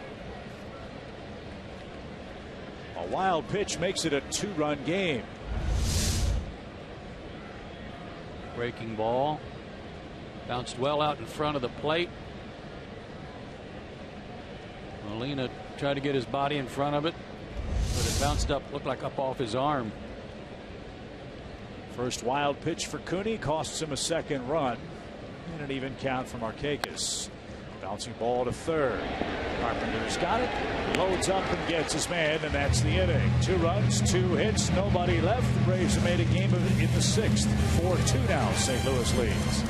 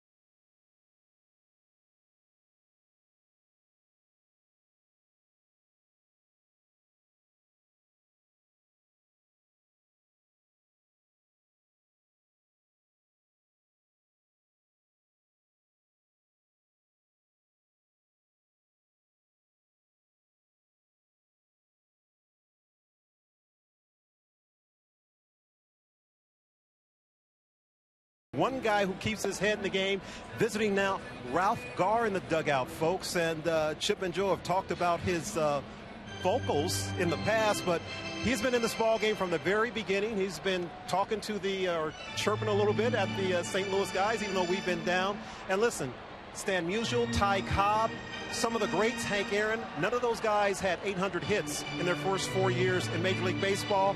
Ralph Garr did. Louisiana Sports Hall of Fame, and of course, all-time Atlanta great. And in the Braves Hall of Fame, Andre. Nice to see him in the dugout. The Roadrunner, Ralph Garr. And talking to the former Cardinal, too, Terry Pendleton, who was told several times today, welcome home by some people. Oh, yeah. Jason Hayward leads off and rips one to right. So Hayward 1 for 3. And that's how the Cardinals' 6th begins. Jason's got a bunch of stolen bases this year, too. Got to keep an eye on him. He's 14 out of 16. And boy, is he fast at first. That's the last pitch of the night, thrown by Manny Banuelos tonight. 5+ innings, 4 runs, and the Braves will go to their bullpen to try to keep the Cardinals at a 2-run advantage.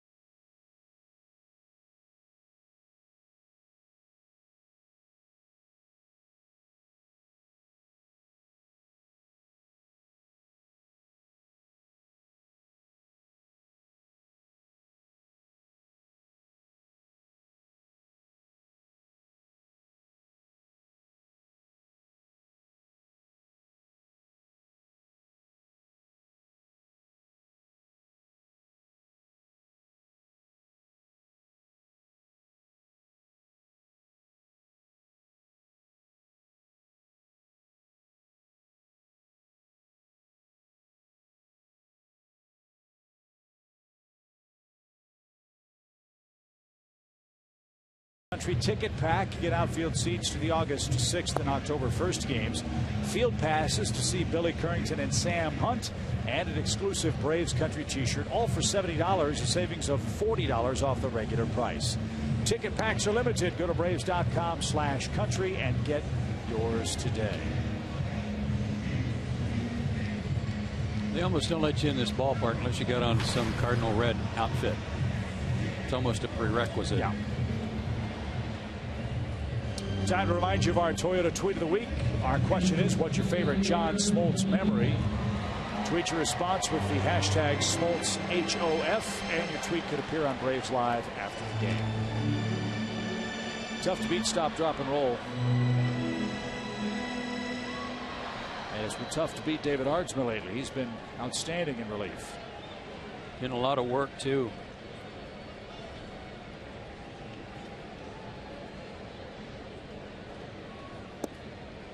And a strike to Yadier Molina. I'd like to get your thoughts on Banuelos tonight. 5+ innings, 6 hits, 4 runs so far, 3 walks, 3 strikeouts, and a homer. Well, I said earlier, the results aren't there tonight, but I like what he does, and I like how he's trying to pitch. He's not afraid to pitch inside. I think he's going to get better. His arm strength's going to get better as he goes along. Still recovering from Tommy John surgery, but he's got a great idea about pitching, it seems. A good idea about what he wants to do.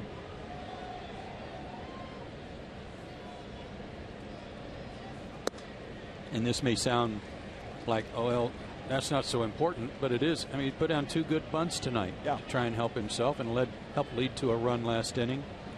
So that all factors in.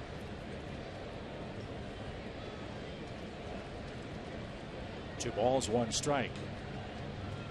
Runner goes, got a great jump, swing and a miss. AJ's throw, no chance to get Hayward. No. As Joe mentioned, Jason, as we all know, a terrific base runner. And he has stolen number 15 this year. No chance at all for AJ.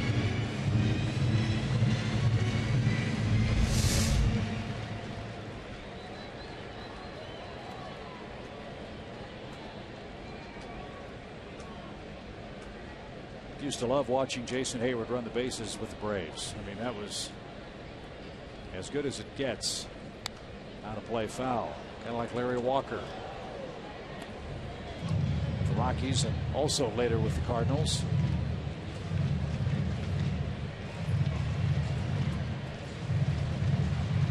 Well, he got to first base. He could say hello to Joey Trdoslavich.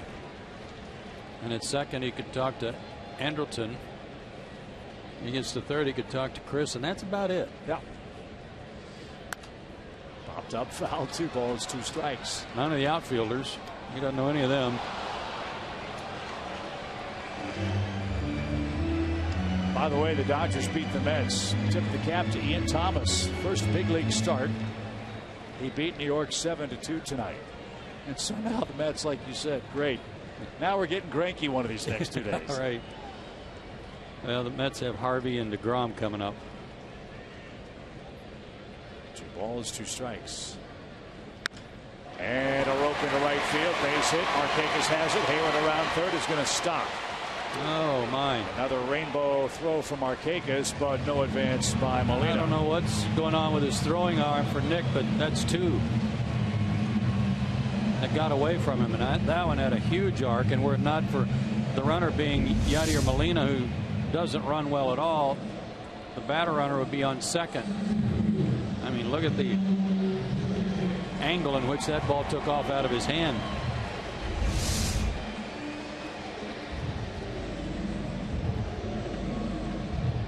David could use a strikeout, but Grichuk has not obliged. He's 2 for 2, a homer, a single, a stolen base, and 2 runs scored on the first pitch. Both hits.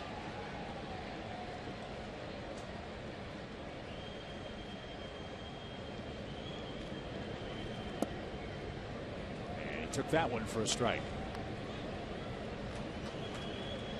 You just cut the lead in half, and you hate to allow one of them to come back to the Cardinals by playing for a double play, but you got to do that to avoid a big inning, or what might develop into a big inning.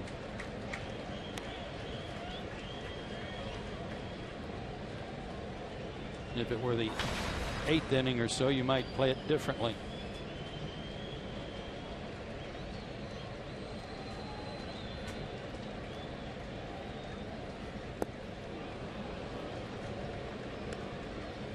He's got him set up, a ball and 2 strikes.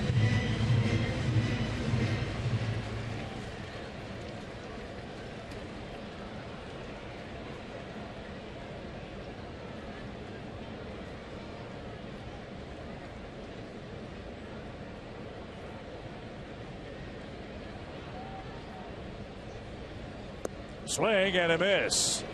Big out for Artsma. Grichuk is down for the first time. There's out number 1. Well, good call there. You wanted to strike out, you got it, and it came on some off-speed pitches. Good change up. Right over the top, back-to-back pitches. Might have been an off-speed breaking ball. Mark Reynolds, 255 at-bats this year. 87 strikeouts, make it 88 with 1 tonight. If you can get him to hit the ball on the ground, you get out of the inning, potentially. Or a strikeout brings up the Cardinal pitcher.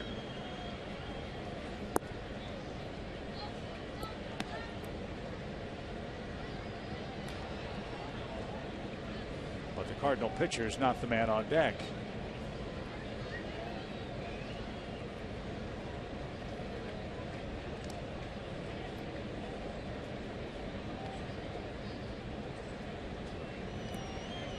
Stephen Piscotty, just brought up from the minor leagues.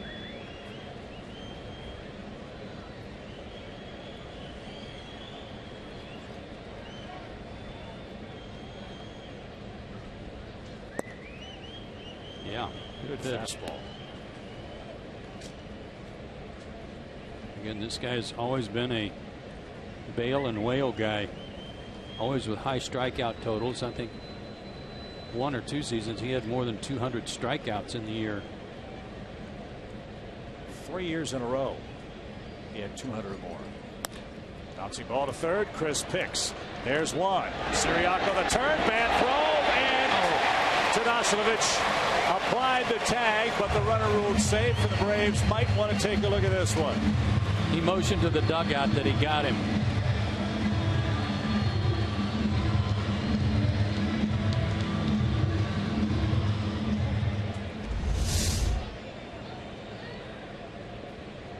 Oh yeah, he got him on the arm, didn't he?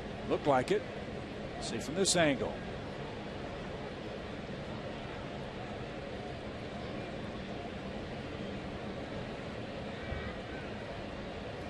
Yeah, you can see his glove waffled. So Freddie Gonzalez will challenge the safe call at first. This is a big call. If the call is overturned, it's double play and the inning is over. If the call is confirmed, the Cardinals get a 5th run. It was a good feed from Chris Johnson to Siriaco, and he didn't get taken out on the play. He just made a wide throw. I don't know if the base runner coming into him distracted his throw or caused him to throw it to the side.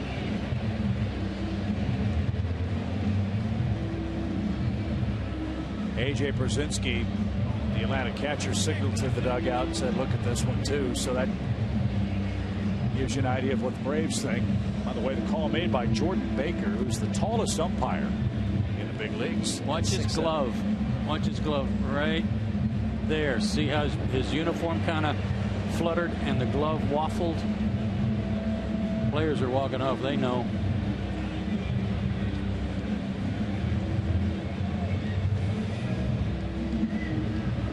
And when the home team doesn't show the replay on the big Jumbotron board, that's a pretty good indicator too.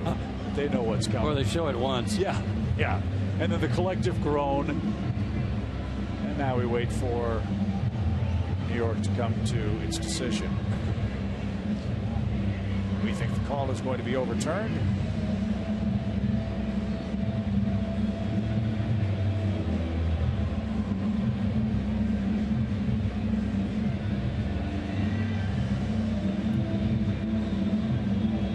Again, watch the jersey on the sleeve.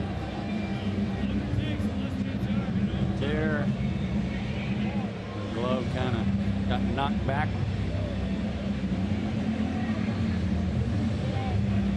Is in. He is out. It is a double play, and that ends the inning. So what a job by David Aardsma. Gave up a hit, but a strikeout and a double play sends us to the 7th in a 2-run game.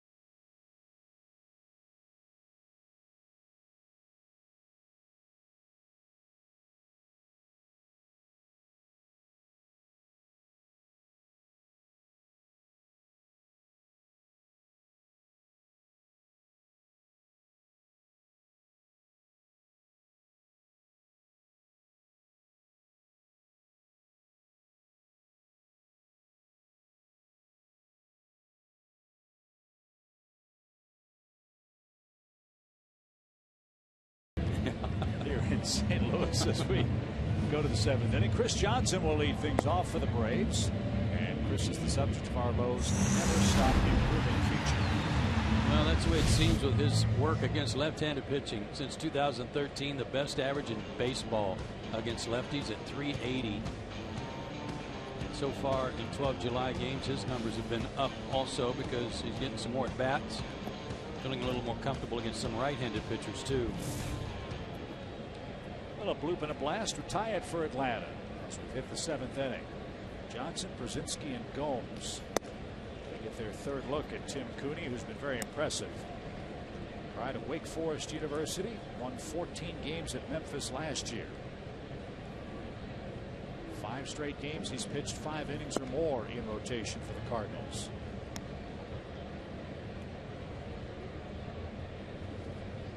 And very economical, just 67 pitches, and he's into the 7th.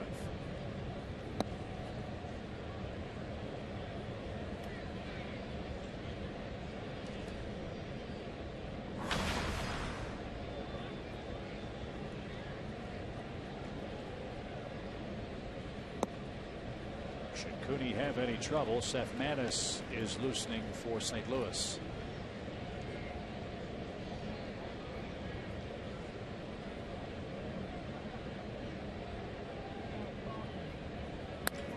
To second, and Wong has it. 1 out. There's 0 for 3. Here's A.J. Brzezinski. He tallied the first Braves hit of the night. A clean single in the 2nd inning.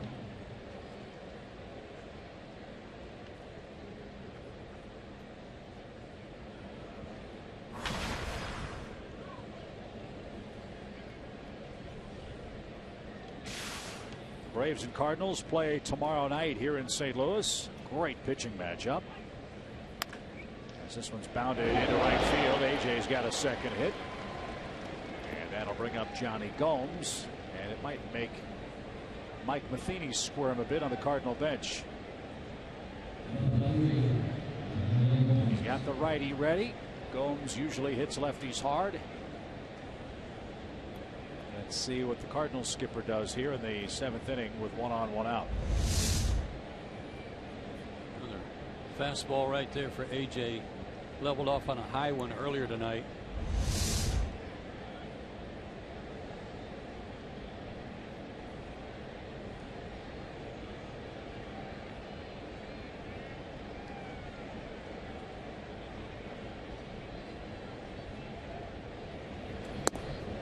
Downstairs, ball 1.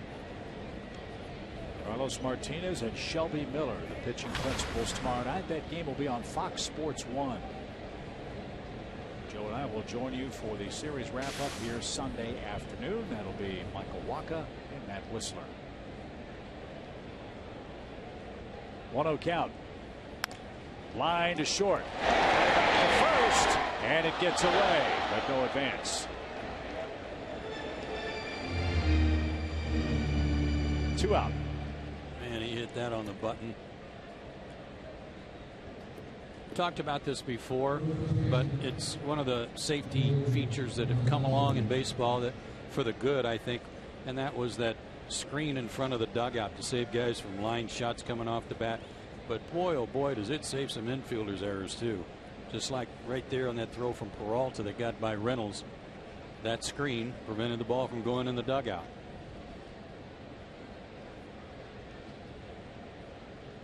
Oslovich has struck out and popped out. And he smokes one to second. Wong from the outfield grass makes the play. And the Braves are out of luck. Time to stretch at Busch Stadium. Cardinals 4, Braves 2 in game 1.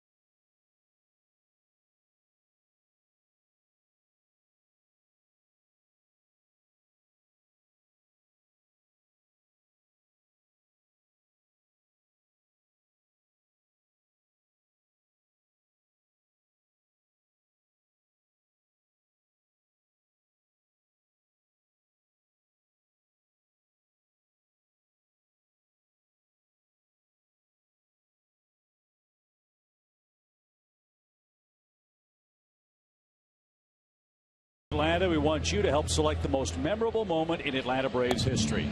Starting today and running through the end of the season, Braves.com/A50 will feature a new memorable moment matchup, and you'll be able to vote on every Monday, Wednesday, and Friday. Go to Braves.com/A50 to relive your favorite Atlanta Braves moments. There are a lot to choose from. David Justice's home run in Cincinnati. David Justice's World Series homer. Tom Glavine's pitching performance in Game 6. The final out of the World Series, just to name a few. Henry Aaron's record-breaking home run in Atlanta and all that that stood for. Jeff Blauser hitting into a double play. I mean, that was, you know. Well, that happens so often. It's not really that special, Yeah, right? Well, you're right. You know. Steven Piscotty is the Cardinal hitter. I don't know about you, but first look at Mr. Cooney, very impressive. Yeah. 14-game winner last year at Memphis. Was 6-4 there this year with a sub-3 ERA. Got a chance for his first big league win. Piscotty, a funny story. He was set to make his home debut here last night. Family's in town, mom and dad, friends. Wow, he's going to play at home as a Cardinal for the first time, right? Yep. Bouncer back to the mound, and Arnsmo's going to take care of it. Bad throw, and Ternosilovich could not hold the bag.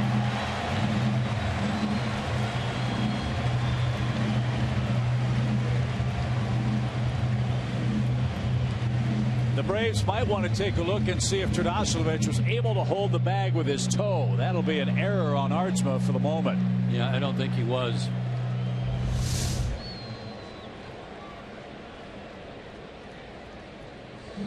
I mean, he just threw that straight in the ground. And the Braves are going to check it. At this point, you might as well. Yeah. I mean, if he held his foot on the bag, it was pure accident. He might have. Uh-huh. Might have. I mean, that was a, what, 20-foot toss? I hope Tom Glavine's watching. But back to Piscotty. Ready to debut, right? The old bad hotel pillow got him. He couldn't turn his neck to save his life yesterday, so he was scratched. Couldn't play.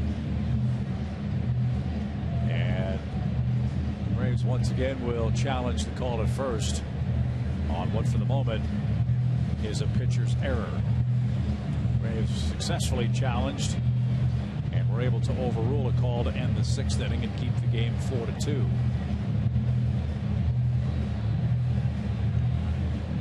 Foot just kind of slid off the bag into foul territory as he was reaching for the ball. I don't know if there's enough, unless they've got a better angle. Well, he has exceptionally long spikes that we don't know about. Mm-hmm.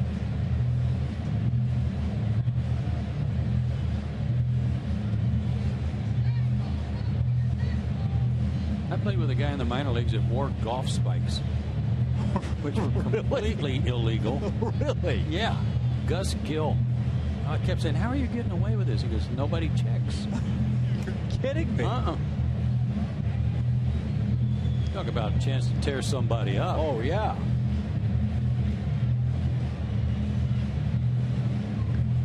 It's not like pro soccer where everybody has to line up in front of the referee and make sure they have the shin guards and check the shoes. Mm-hmm. Never see that in pro baseball. No.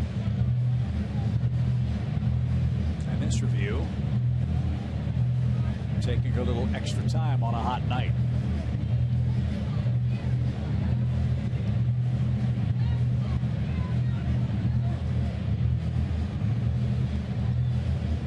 The key to the decision is clear and convincing evidence to change the call.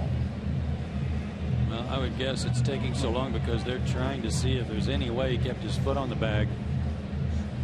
Chris Johnson's trying not to laugh.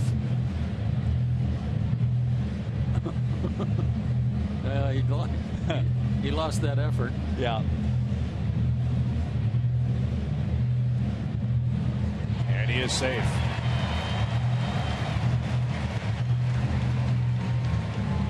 So the Braves challenge. They lose the challenge.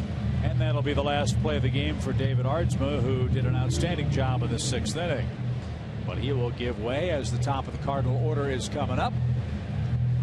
A wry smile from David Aardsma. David, you're going to be on This Week in Baseball, I have a feeling. It's 4-2 St. Louis.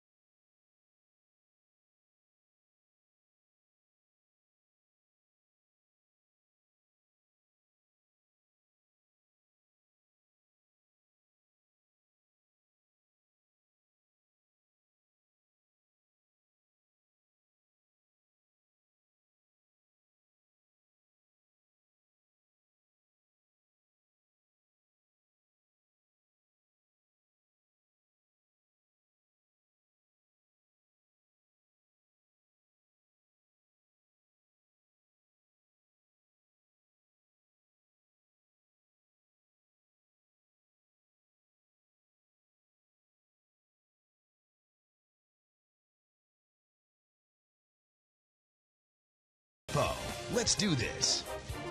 The Georgia Lottery and CPI Security. Beautiful overhead look at Busch Stadium here in St. Louis, where the Cardinals lead 4-2. Let's check out our Coors Light cold hard fact. Mentioned the Braves and Cardinals arch rivals. Well, with good reason. These two franchises have met a lot. There's a great deal of mutual respect between the two of them, and look how close they are in the all-time records. Since 2000, all three of those teams at the top have been outstanding in terms of their consistency. Andrew McKirahan has become the 3rd Braves pitcher of the night.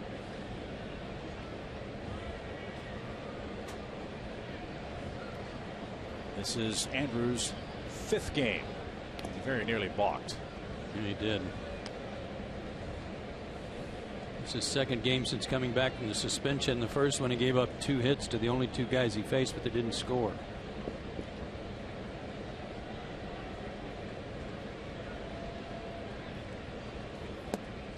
That's off the plate. 2 balls, no strikes.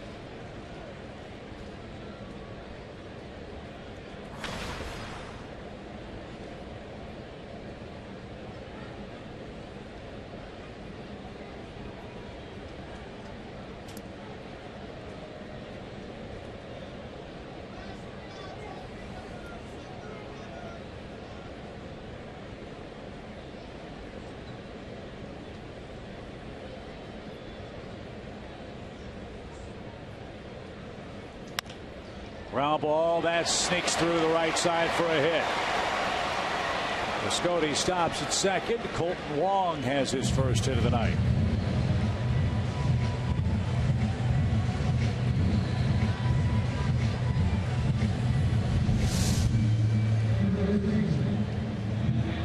Fastball that ran in on him and he fought it off. One of the things for McKirahan as we go into the second and the latter stages in the dog days of August, his workload's going to increase and he's going to be asked to come in and get lefties out. He's a Rule 5 guy, so he has to stay on the roster for Atlanta. Otherwise, he can be offered back. And Matt Carpenter, another left-handed bat, will greet him next. Carpenter has doubled, scored, walked, and lined out. He showed bunt. And it's fouled away. Strike 1.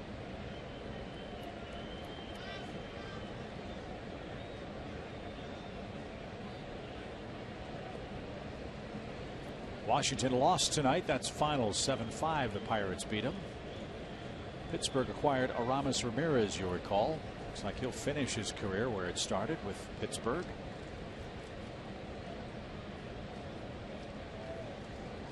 Mets already lost. Braves are trailing late in St. Louis. The pitch. Way outside. Even count.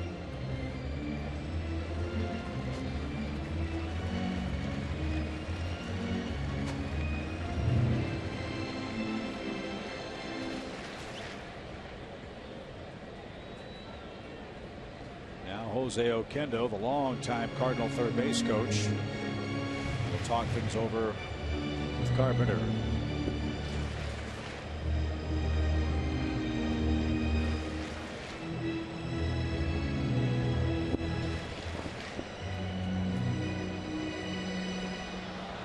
Big crowd still into this ball game, as you'd expect. Over 44,000 here tonight.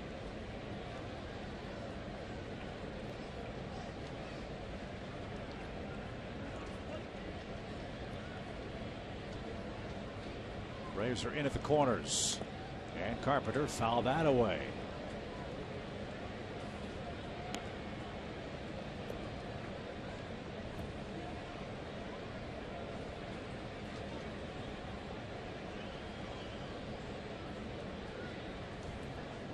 Carpenter does not have a sacrifice yet this year.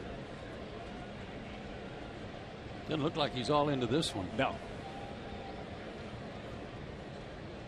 Strikeout would be nice.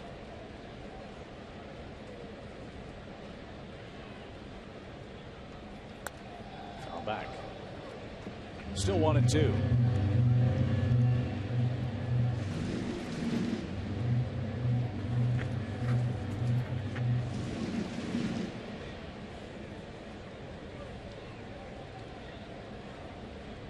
This guy has struck out a lot, oddly enough. 76 times. 328 at bats.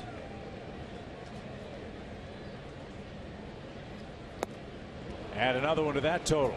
Big out from McCurahan. Carpenter couldn't get down a bunt, and he's the first out.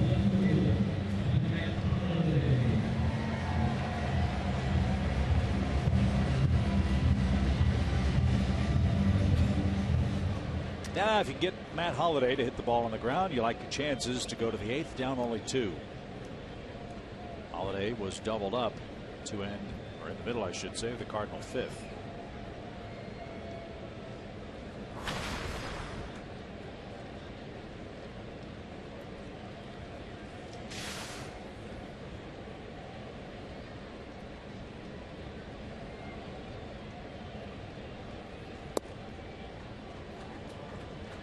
One ball, no strikes.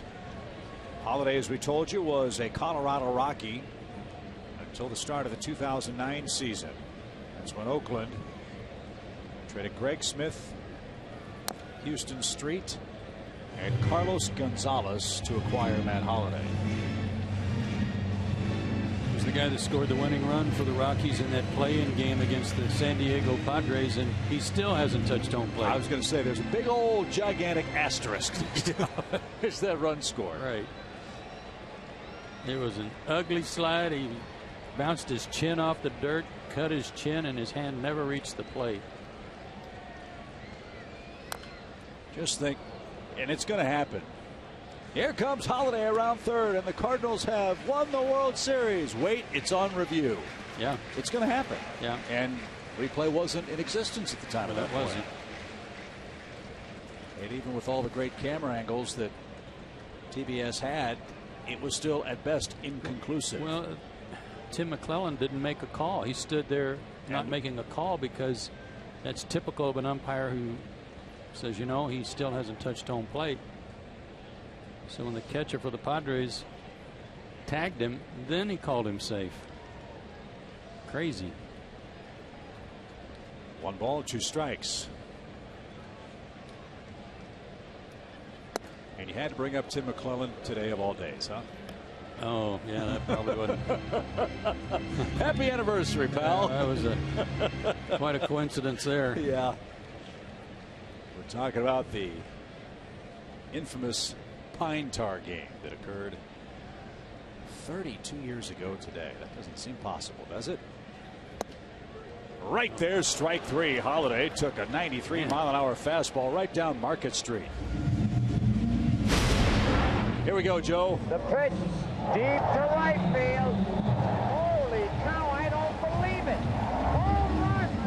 Well, they're going to try to use the 17 inches of the bat to the plate. Bill White, you're right, except for the fact that you remember the hit. I can't believe that. Wait a minute, Bill. I can't believe that. They did that to Thurman Munson out in Minnesota. Brett is up. We left out the best part. Where you? Oh, that was a raging bull, I got to tell you. Brett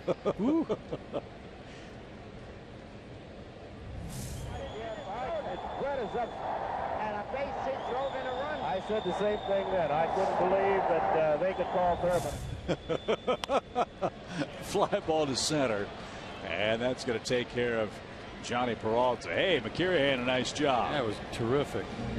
Couple of runners reached for the Cardinals, but the Braves still within striking distance.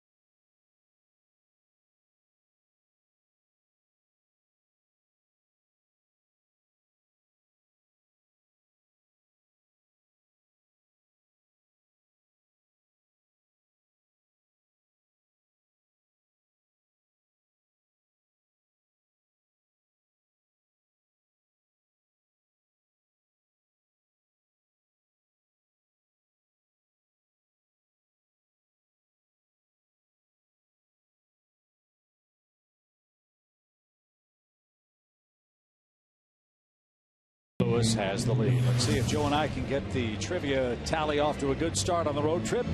Our trivia brought to you by AT&T Uverse. In 1996, the Braves became the first team in history to overcome a 3-1 games deficit in the NLCS to beat the Cardinals. Who was the MVP of that 1996 series? I said Mike Devereaux, but I'm going to shift gears. Okay. I'm going with Javi Lopez. Javi Lopez, and I'll say it was. I'll say it was one of the pitchers. I'll say Tom Glavine. And it was Javier Lopez. 1 for 1 on the road trip. Boy, I love it. Love it. Good job.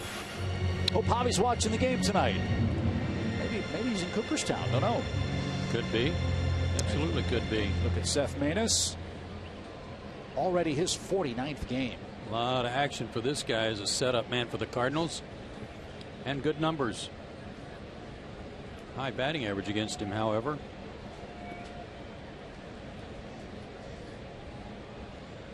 8-9-1 for Atlanta. As the pride of Pinehurst, North Carolina, Seth Maness is on to pitch. Played ball in East Carolina. Lives in West End, North Carolina. Borges in center. Grichuk moves to left.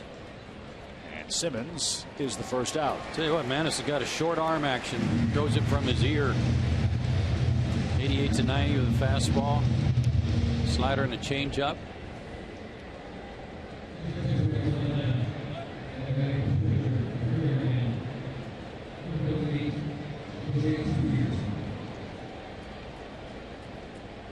Gets a lot of ground balls.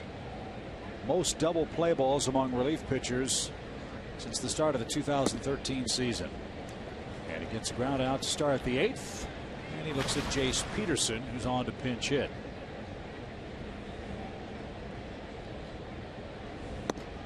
Couple of things in play for the Braves tonight. Number one, the 2 sacrifice bunts that Banuelos got down allowed Fredi Gonzalez to buy another inning out of his starter. The Braves are playing with a short bench, only 3 extra men. So Peterson's the first man to pinch hit tonight. Fredi's bullpen has done a nice job. Let's see if they can complete the comeback. Oh, what a pick. And second by Colton Wong. I don't know if he caught it or the ball caught him. That was scalded. 2 out. Nice play on the short hop, on a hot short hop.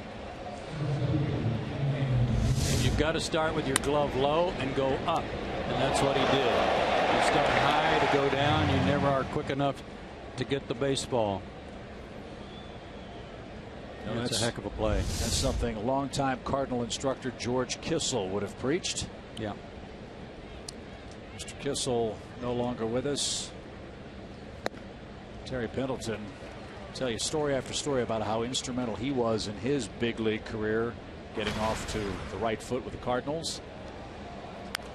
And Mr. Kissel will be inducted into the St. Louis Cardinals Hall of Fame this year. Only the second year that the Cardinals have had such a Hall of Fame. Is that right? Yeah, I didn't realize that either, because we were wondering why in the world is George Kissel only going in now. Yeah. Well, that's why. Maybe 2 quick strikes. Bob Forsch is going in. Kurt Flood is going in. George Kissel is going in. And Ted Simmons. And that's the inning. Lots of appearances for Manus, but that one a breeze for him. 4-2, home 8th coming up.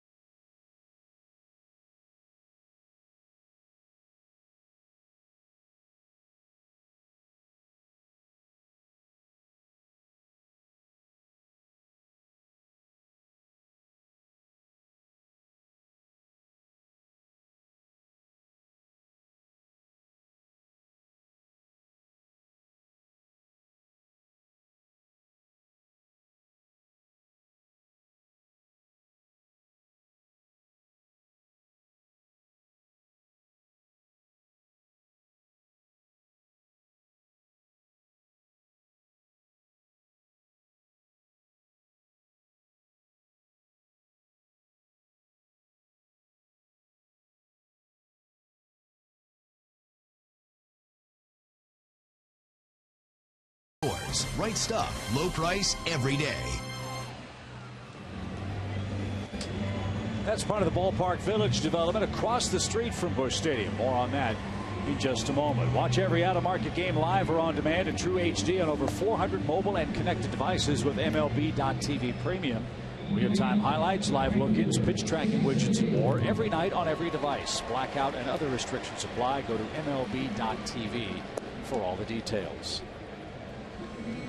This new stadium in St. Louis was going to be a lot like the Braves' new development. It was all supposed to be done at the same time. Ballpark, Ballpark Village, retail, shopping, stores, restaurants, all that stuff. It took them a while to get that rooftop area built across the street. I think it opened up last year or the year before. And from where we sit, even though it's across the street, it looks like it's inside the ballpark facility itself. Our vantage point looks like it's incorporated right behind the left field bleachers. It's really beautiful. I think the economy, when it took a nosedive, had a lot to do with the, I'll call it the delay in construction of that project. They did a fabulous job on it. Cub fans love how they ripped off the rooftops too. I mean, that makes them really happy. You see the Cardinal Nation rooftop as Jason Frazier is going to get Jason Hayward on a ground ball. One man down. Hayward 1 for 4 in the game. And here's Yadier Molina. I can promise you that Joey Todoslavich was over there. He didn't know what part of his body to protect after that throw from Artsma. And with Frazier being at point blank range, it's like, oh boy. Please. Yeah. Give me some chest high here. Come on. Yeah. It all worked out for David, who's a great guy, great sense of humor, but one of the worst throws I've ever seen. Yeah. Total lawn dart. Here's Molina. Jason Frazier, by the way, has done a great job since coming over to Atlanta, signing as a free agent. This is his 4th game. He hasn't given up a hit yet. Pitching like he did with Kansas City. Yeah. And you looked at his American League numbers and say, well, why in the world would they let a guy pitching like Frazier go? Well, because they have more and younger guys pitching a little bit better than he.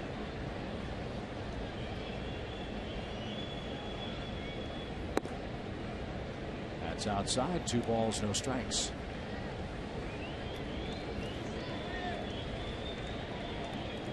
Kevin Segrist is up in the bullpen for the Cardinals. He may come on for the 9th. Depending on what St. Louis does in the home 8th. It's a 4-2 game.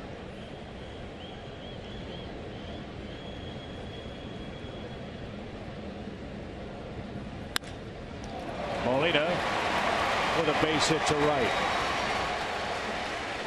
Classic Molina right there. Little inside out stroke.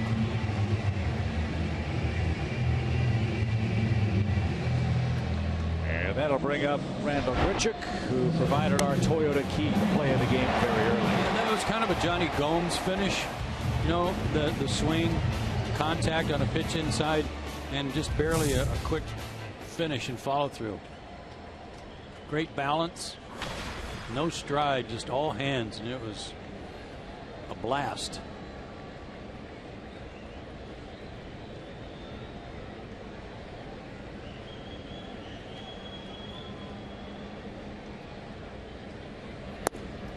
Good looking young player, Randall Grichuk. Now 11 homers, 36 RBIs.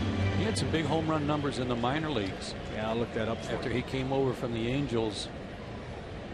I think one of those years, the Inland Empire, he had some home runs, and then in the Cardinal organization. Let's see here.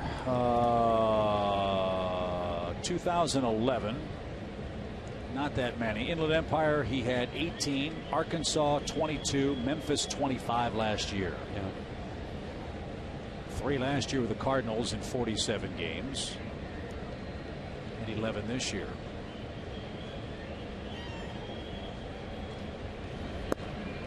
And like Todd Frazier, Randall Grichuk, a veteran of the Little League World Series. His team didn't win it, but he played in 2003 and 2004 for Lamar, Texas. Hit 4 homers and 11 RBIs. Wow. They finished in 3rd place.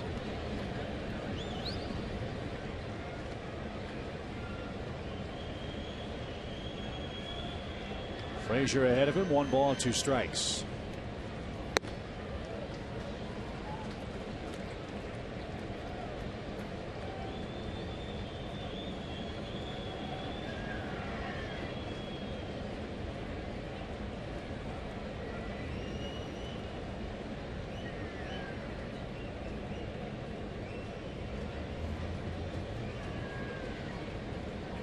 Two balls, 2 strikes. Short lead by Molina.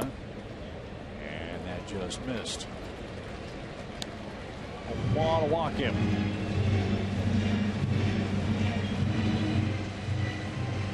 Cardinals got Grichuk from the Angels, as we told you, after the 2013 season. David Freese and Fernando Salas went west. Peter Burgess also came over with Grichuk.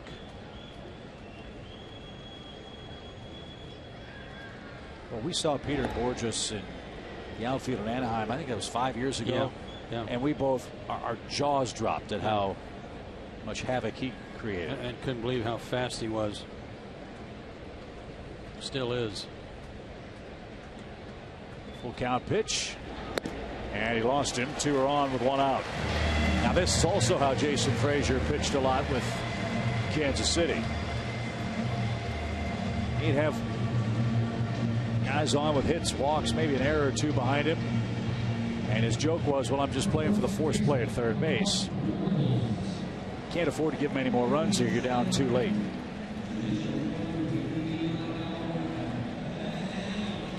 Braves have been able to pitch out of some jams over the last 2 or 3 innings to keep the lead at 2. Need a couple more good pitches from their bullpen. Keep that going.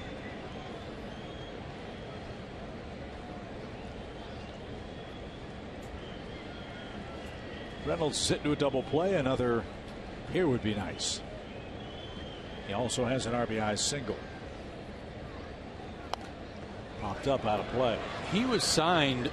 I thought it was a terrific sign by them, because just a guy to come off their bench swinging and going for it, because they had their lineup set. But like Kelly Johnson, he's played himself, and for Reynolds' standpoint, partially because of injury and mostly because of injury, he's been in 84 games already and has 253 at bats. Plus, he's got 9 homers. How many strikeouts? 87. 87 leads their team in strikeouts, despite the fact that a lot of guys have more at bats and more games played. But that's his history, as we said before. But for him, that's probably down. I mean, it is, and that sounds so funny to say. Is. Yeah. 11 doubles, 2 triples, 9 homers. He's driven in 34. And another guy who knows how to play. I mean, that's. And he can play first or third, and probably a little left field if you need him to. But for a ball club that was pretty set and just needed a piece or 2 to kind of strengthen their bench, I thought it was a real good sign by the Cardinals because of his power. Yeah, game changer off the bench. Yeah. He can hit anybody's fastball. Lefty, righty, doesn't matter. 4 for 15 so far as a pinch hitter with 3 RBIs. Fouled away.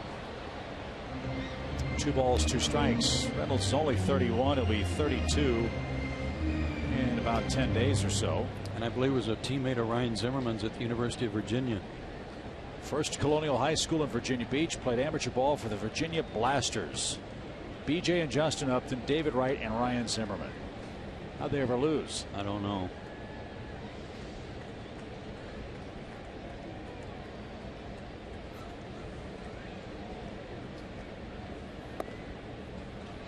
Full count.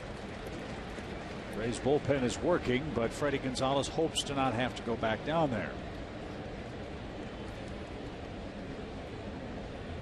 First real struggle for Jason. Another of the new additions. That's our Stetweiler. He's a St. Louis boy. You know, he'd like to pitch this weekend. And Frazier walked Reynolds. So after the comebacker, a single and back-to-back walks. And that may force the hand of Freddie Gonzalez.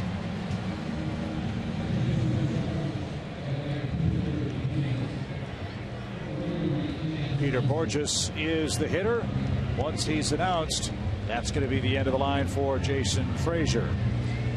So 1/3 of an inning, 1 hit, 2 walks, and the Cardinals have the bases loaded, looking to extend a 4-2 lead.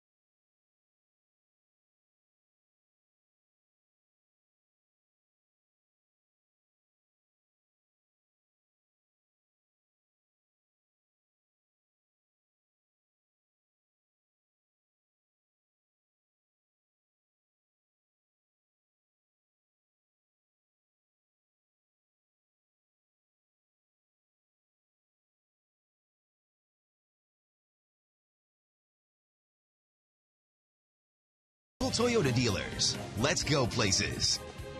Georgia Power. And Pixels. In theaters now. Braves fans, don't miss Alumni Weekend, Friday, August 7th, 8th, and 9th, when the Marlins come to town. Join us at Turner Field Friday for great autograph chances. Saturday's the big day. The first 20,000 fans at the ballpark get the 1995 World Series replica ring. And join us early Saturday for the 6th annual Legends softball game. For tickets, go to Braves.com/Alumni Weekend. Local boy Ross Detweiler comes in, and boy, he's got a mess to try to clean up. Bases loaded. He's got a lot of family and friends here. He can impress them big time if he can get out of this. And he'll face Dan Johnson. I don't think the Cardinals double switched when they brought Manus in, so that's why this was the pitcher's spot. And Johnson, who's only 2 for 12 on the year and 0 for 2 as a pinch hitter, is the guy. Looking at the Cardinal lineup card, that's exactly the case. They've got Borges hitting third and Johnson pinch hitting here. Ball one. No place to put Dan Johnson, and he lashed that one out of play.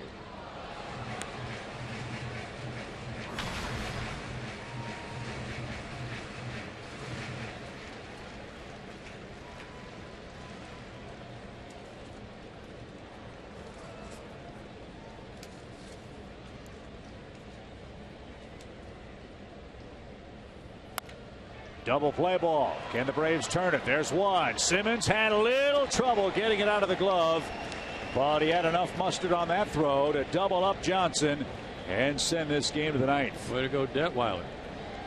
Detweiler, local boy, done good. We go to the ninth. Last call for the Braves, down 4-2.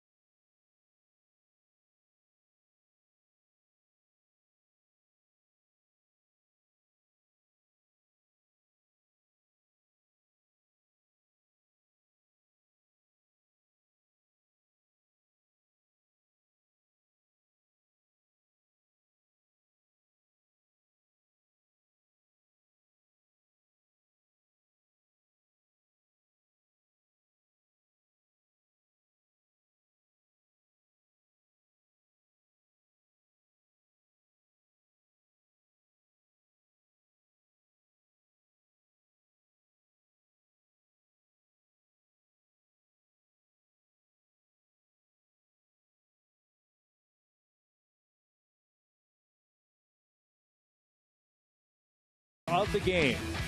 And it just happened to keep it at a 2-run deficit. Nice turn by Siriaco and by Andrelton Simmons. Third double play of the night. Turned by those gentlemen out around the Keystone sack. Nice. That's second base. Nice. I thought it was the second chiclet. Yeah. It's big in Pennsylvania. Here's Kevin Segrist with Trevor Rosenthal unavailable. Segrist, another option for Mike Matheny. He's got a handful of saves for the Cardinals this year. Yeah, and look at the strikeouts, 55 in 44 plus innings and only 16 walks. 92 to 95 with his fastball and a split finger on top of that, and an occasional, if not rare, slider. He doesn't look that tall on American Idol. 6'5", 215 out of Buffalo. That's where he was born. Went to Wellington High School. Played college ball at Palm Beach Community College. Buffalo to Palm Beach. What do they call that? Oh, you bet. Yeah, Something about a house. 41st round pick. So not all of your big-time major leaguers are first-round draft choices. Kevin Segrist was the 1,235th player picked in the draft in 2008.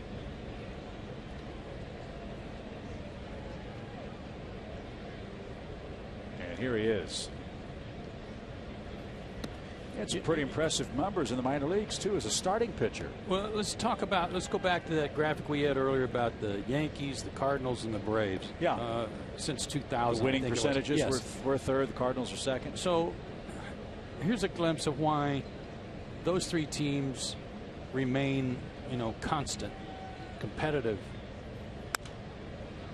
They'll take a guy like this, 6'5", you said, left-hander, good arm action.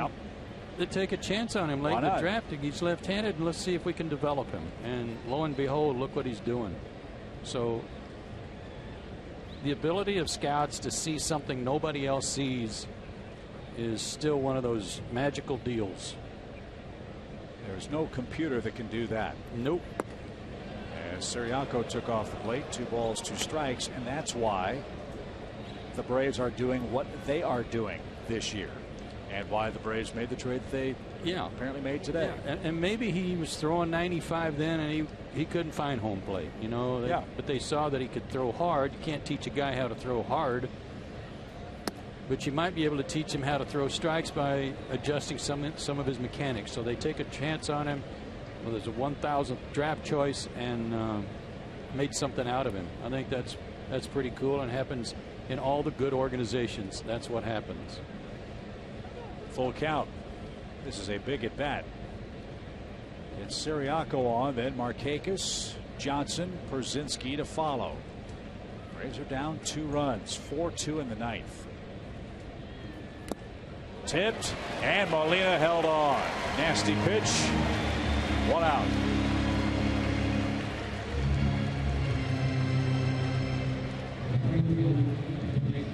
.95 in on his hands.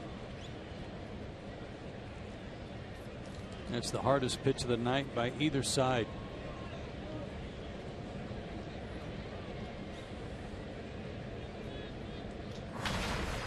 So Nick Markakis, this will not be a very comfortable at bat.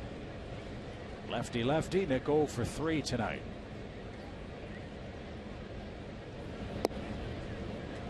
Cardinal starter was Tim Cooney. He was very impressive. 7 innings, a 5-hit, 2-run ball.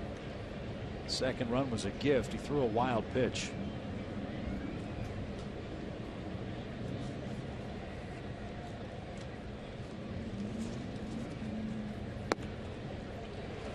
That painted the corner.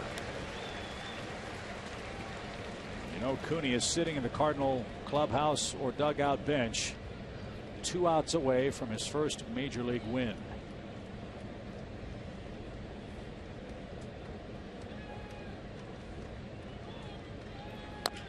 Little tapper, slow roller. Segrist can't get it.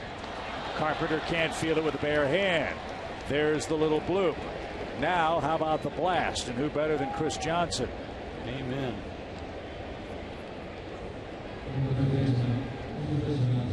Sometimes that's all it takes. Made a good pitch right at the target. And Nick spoiled it with that little chopper. Tying run to the plate. Segrist, another one of those lefties that has the reverse split thing working. Hard to believe lefties are hitting .320 against this guy. Yeah, that is tough. Righty's 156. He got Sirianko to swing and miss. Now Chris bats. Popped up. Get out of here. He's trying. Wong can't get there. Or could Jason Hayward. Great effort by Colton Wong, who slid about 15 feet on that gravel warning track.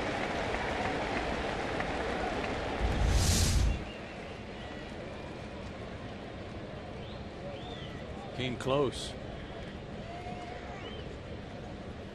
But I like this setup for Chris Johnson. That's why I wanted that ball especially to get out here, is to give him another pitch to see, because they've got Carpenter really guarding the line as he should on the third base side. So there's a lot of room between Peralta and Carpenter on the left side, and with a runner being held on at first base, a ton of room between Wong and Reynolds. Infield's wide open.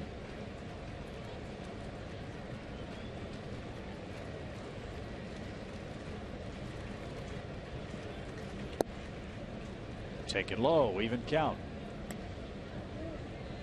Just past 10 o'clock local time. It is St. Louis 4, Atlanta 2. First game of the series.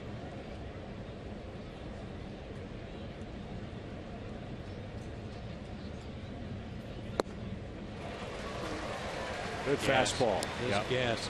Four-seamer, too. There's nothing tricky about it.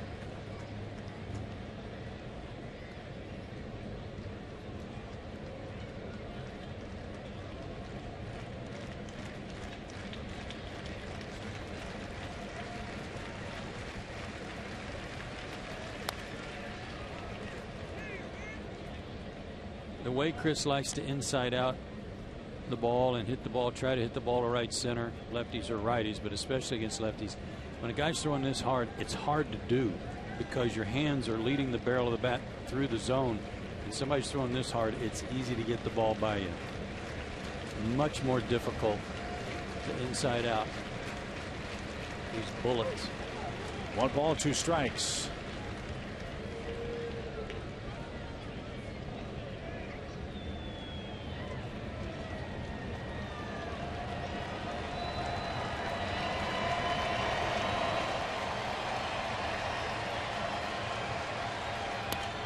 Fly ball center field. Burgess drifts back. And Peters got that. 2 outs. Boy, that was close to being in his wheelhouse. Yep. So many times we've talked about how when teams want to come in on Chris, if they go down and in, look out. And he just missed that one. This was not where the target was. Oh. But it was down. And if it's just in a little bit more, he may be able to really golf it. He knew it too, yes. Well, again, the Braves still have the lefty-lefty split working here with A.J. Przinsky up. A.J.'s got a couple of hits. The Cardinals won't hold Markakis. His run means nothing. 0-1. Something the Cardinals did last night against the Royals.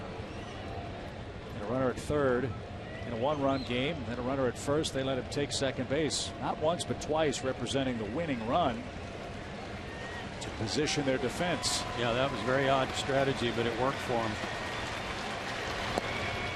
Off the plate, 2 balls, no strikes. Johnny Gomes is next.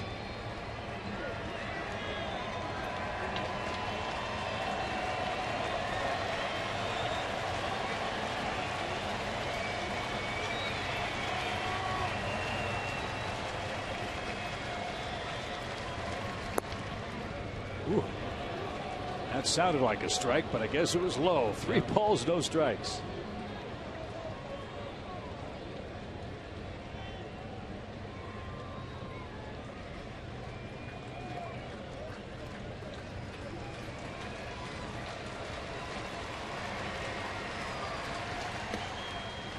A 4-pitch walk to A.J. Przinsky, and now the tying runs are on with 2 out.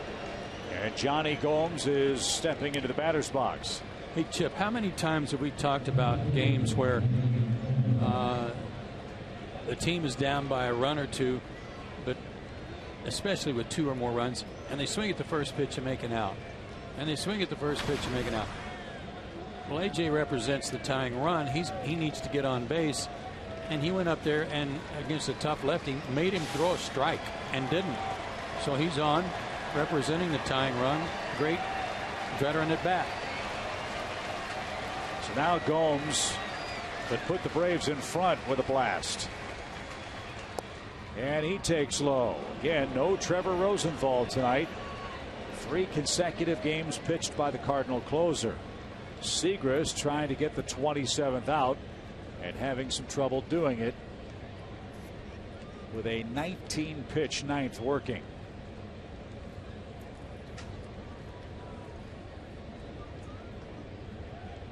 There's nobody up in the Cardinal pen.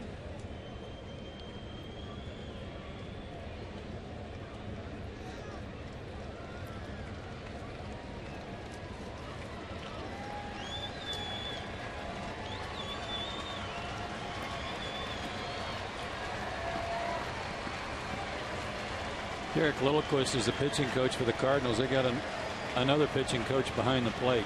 Yeah, that's an excellent point. He just made a visit out there. 1-0 pitch. Pop fly foul. That's into the seats.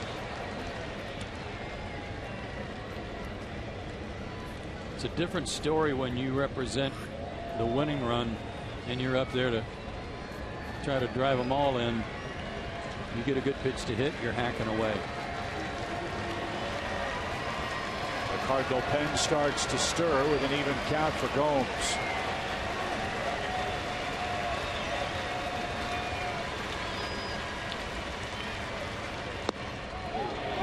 Off the plate.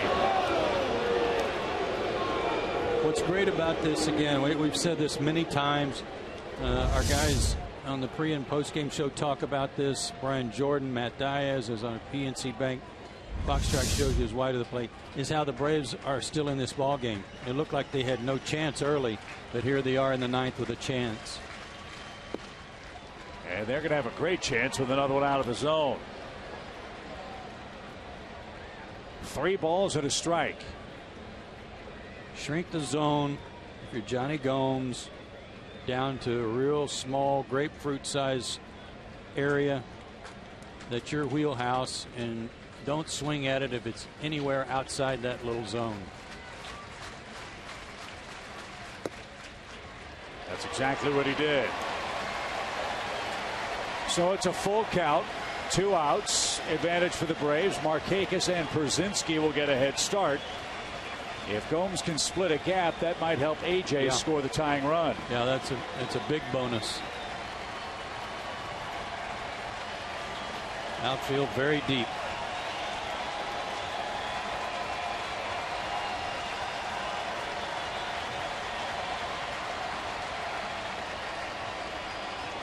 I like this. I like him stepping out here and adding a little more pressure to this pitch.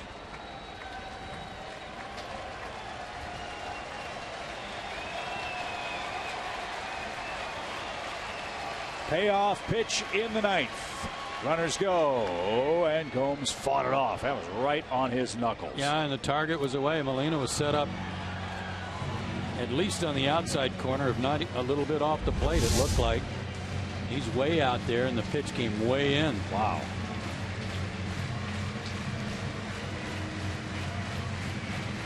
Nice job by Johnny just to fight it off.